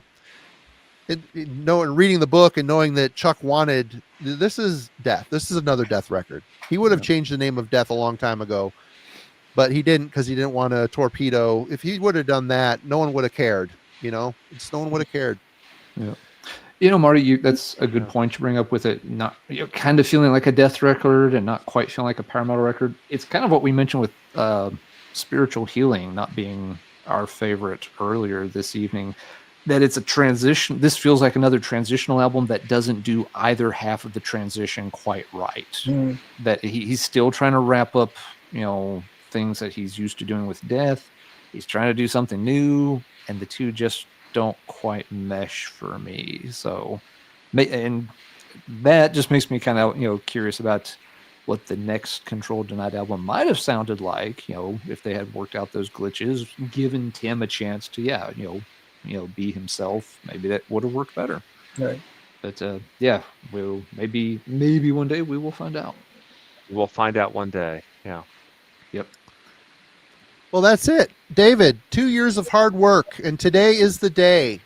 Born Human is available for public consumption, and I implore you folks. I crammed this book in 2.5 days this week, and I got to say, it was a very worthy, awesome journey. So please do yourself a favor. Even if you're not a Death fan, go click the link, go get yourself a book. It's fantastic. Great job, Dave. Seriously. It's awesome. Thanks. Yeah. Thanks for having me on. It was a anytime. lot of fun. A lot of fun as always talking to you guys. But yeah, doing the book is always great. This was a great opportunity. It's always fun to work with Albert on these things. Doing books makes doing books a lot of fun, and hopefully people enjoy it. Yeah, I mean Chuck's at that level. He's sort of on like the Mount Rushmore of extreme metal these days, right? And so glad. Yeah. And I'm sure that put a lot of pressure on both of you to really do this project justice, with it being such a high profile thing in death metal, and it really works. You both really did a fantastic job with it, and I'm not just saying that. So yep, it's everything folks could have possibly hoped for in the book. I didn't do shit. Let's be honest. This isn't a both of you thing. This is David. You had a hand in it for sure. Plenty. Yeah, it's a team. It's a team effort. He's being modest. Always. Yeah. And also, folks, if you have not checked out the Scott Burns book, go do that over at Decibel Press, or Decibel Books, I should say. Yeah. Turned Inside Out. I don't have the Paradise Lost book. Sorry, I don't have that one. And I don't think this is offered through Decibel. This was on Deliberation Press, but I think we have it. Do you have this one? We stock it, don't we? I think we do. Yeah, I think you buy you it do. all. Yeah. So, I think we stock it. And then, for you people who still read magazines, subscribe to Decibel. Ooh, let me new blow you up. Decibel, and it's a Guar gate. Oh, that's sweet. We haven't done one of these in a while. Oh yeah, folks were talking about that in the chat earlier. They thought it looked really sick. That's sick. Yeah, pretty cool. This is out now. Our year-end issue with our top 40 albums of the year list that everybody likes to complain about. No one's ever happy. No, it's fine. That's the whole point. But yeah. Awesome. Beer and Metal Fest happening a couple weeks. Very Tickets are soon. still available. Grab them quick, because as we get closer, they will be gobbled up for sure. Yes. Yeah. And This isn't us like saying, "Oh, you better get them before they're gone." But no, they're going to be gone. So get them. Yep. David, did you want to talk about what you got coming up? The book I just shown, is that something you want to reiterate? yeah, on, I or- guess just real quick. Yeah, I've just it won't be like a full scale, but I've seen the noise book. There's things to fix on it. Some things to update. That's currently what I'm working on. Albert and I have started talking about the next book here. We'll probably divulge details at a later date, but it's not Floridian death metal this time. We can review on that. Okay. So we've You're already steering away from that? Why? No, I love it. I mean, there's still so much to do. Maybe if someone could find Treg Zegtoth and get something going on that. Well, there's a story. That's not There's a happening. freaking Yeah, story. Yeah, there's a story, right? Yeah, not happening anytime soon. But no, we do have something else in the hopper that we'll be getting started on about another scene of extreme metal within the United States. That's all I'll say about it. And some of the bands are playing at Beer Fest, and that's it. That's as much as we'll divulge Oh yeah, they are, aren't they? right now. Yeah. That'll Awesome. be the next one for us. Very So cool. so yeah, it's plenty more. There's still plenty more books to do. Mhm. Indeed. Awesome. Alan, do you have anything you want to toss in before we No, it's been pull the just, plug? You beat me to it. I'm disappointed in myself. But no, it's been great having you guys on. Big thanks to everybody in the chat. As always, it's great seeing all people's comments and thoughts. Y'all help make the show a lot better than it would be without you. Hell yeah. And again, big congratulations to Ryan for winning a copy of the book. And we'll Wow. get that worked out and taken care of soon. And yeah, Marty, any show notes you want to give folks for next week? What is next? Oh, Gates of Ishtar is in the album club. I don't remember which one. Cool. Well, they were with great at Unsung MDF. gems of the Gothenburg scene. Yeah. One with boobies on the cover. Yeah, that was like the thing that I was super excited to see at MD. Well, in addition to Paradise Lost, the thing that I was like jazzed on at MDF was their set, and I stayed up late to check them out. It was pretty cool. They sounded great, and they're allegedly like cranking out a new record right now. So, You know what? We might get these two guys back again here. Not in the near future. Albert's got a lot of stuff going on. Well, so does David. But we've been talking about a Paradise Lost deep dive and ranking. So maybe we can get these two guys back together again for just a nerd out session on some Paradise Lost. That'd nice little 6-hour show, love for 17 yeah. records. That topic Yeah, is I mean, overdue. We love Death, but I think I won't. Maybe I'll speak for Albert. We probably love PL even more. Like that band is very near and dear. That's how we bonded, actually. Yeah, So that's true. our love for those best. The new album is incredible. I think it's number 3 on your list here, Albert. It for is, the yep. top 40 for Death. Yeah, I mean, just what a great, and just great dudes too. Just the best. I could talk to Greg and Nick all day. Their sense of humor is second to none. So they're the best. Yeah. Good deal. We'll make it happen in the near future then if you guys are up for it. All right. 2026, sign us up. Yep. Hell yeah. Sounds like a plan. All right, everybody. Thanks. Please go click and All go right. get this book. It rules. Guys, don't hang up. And we will see you next week. Cheers.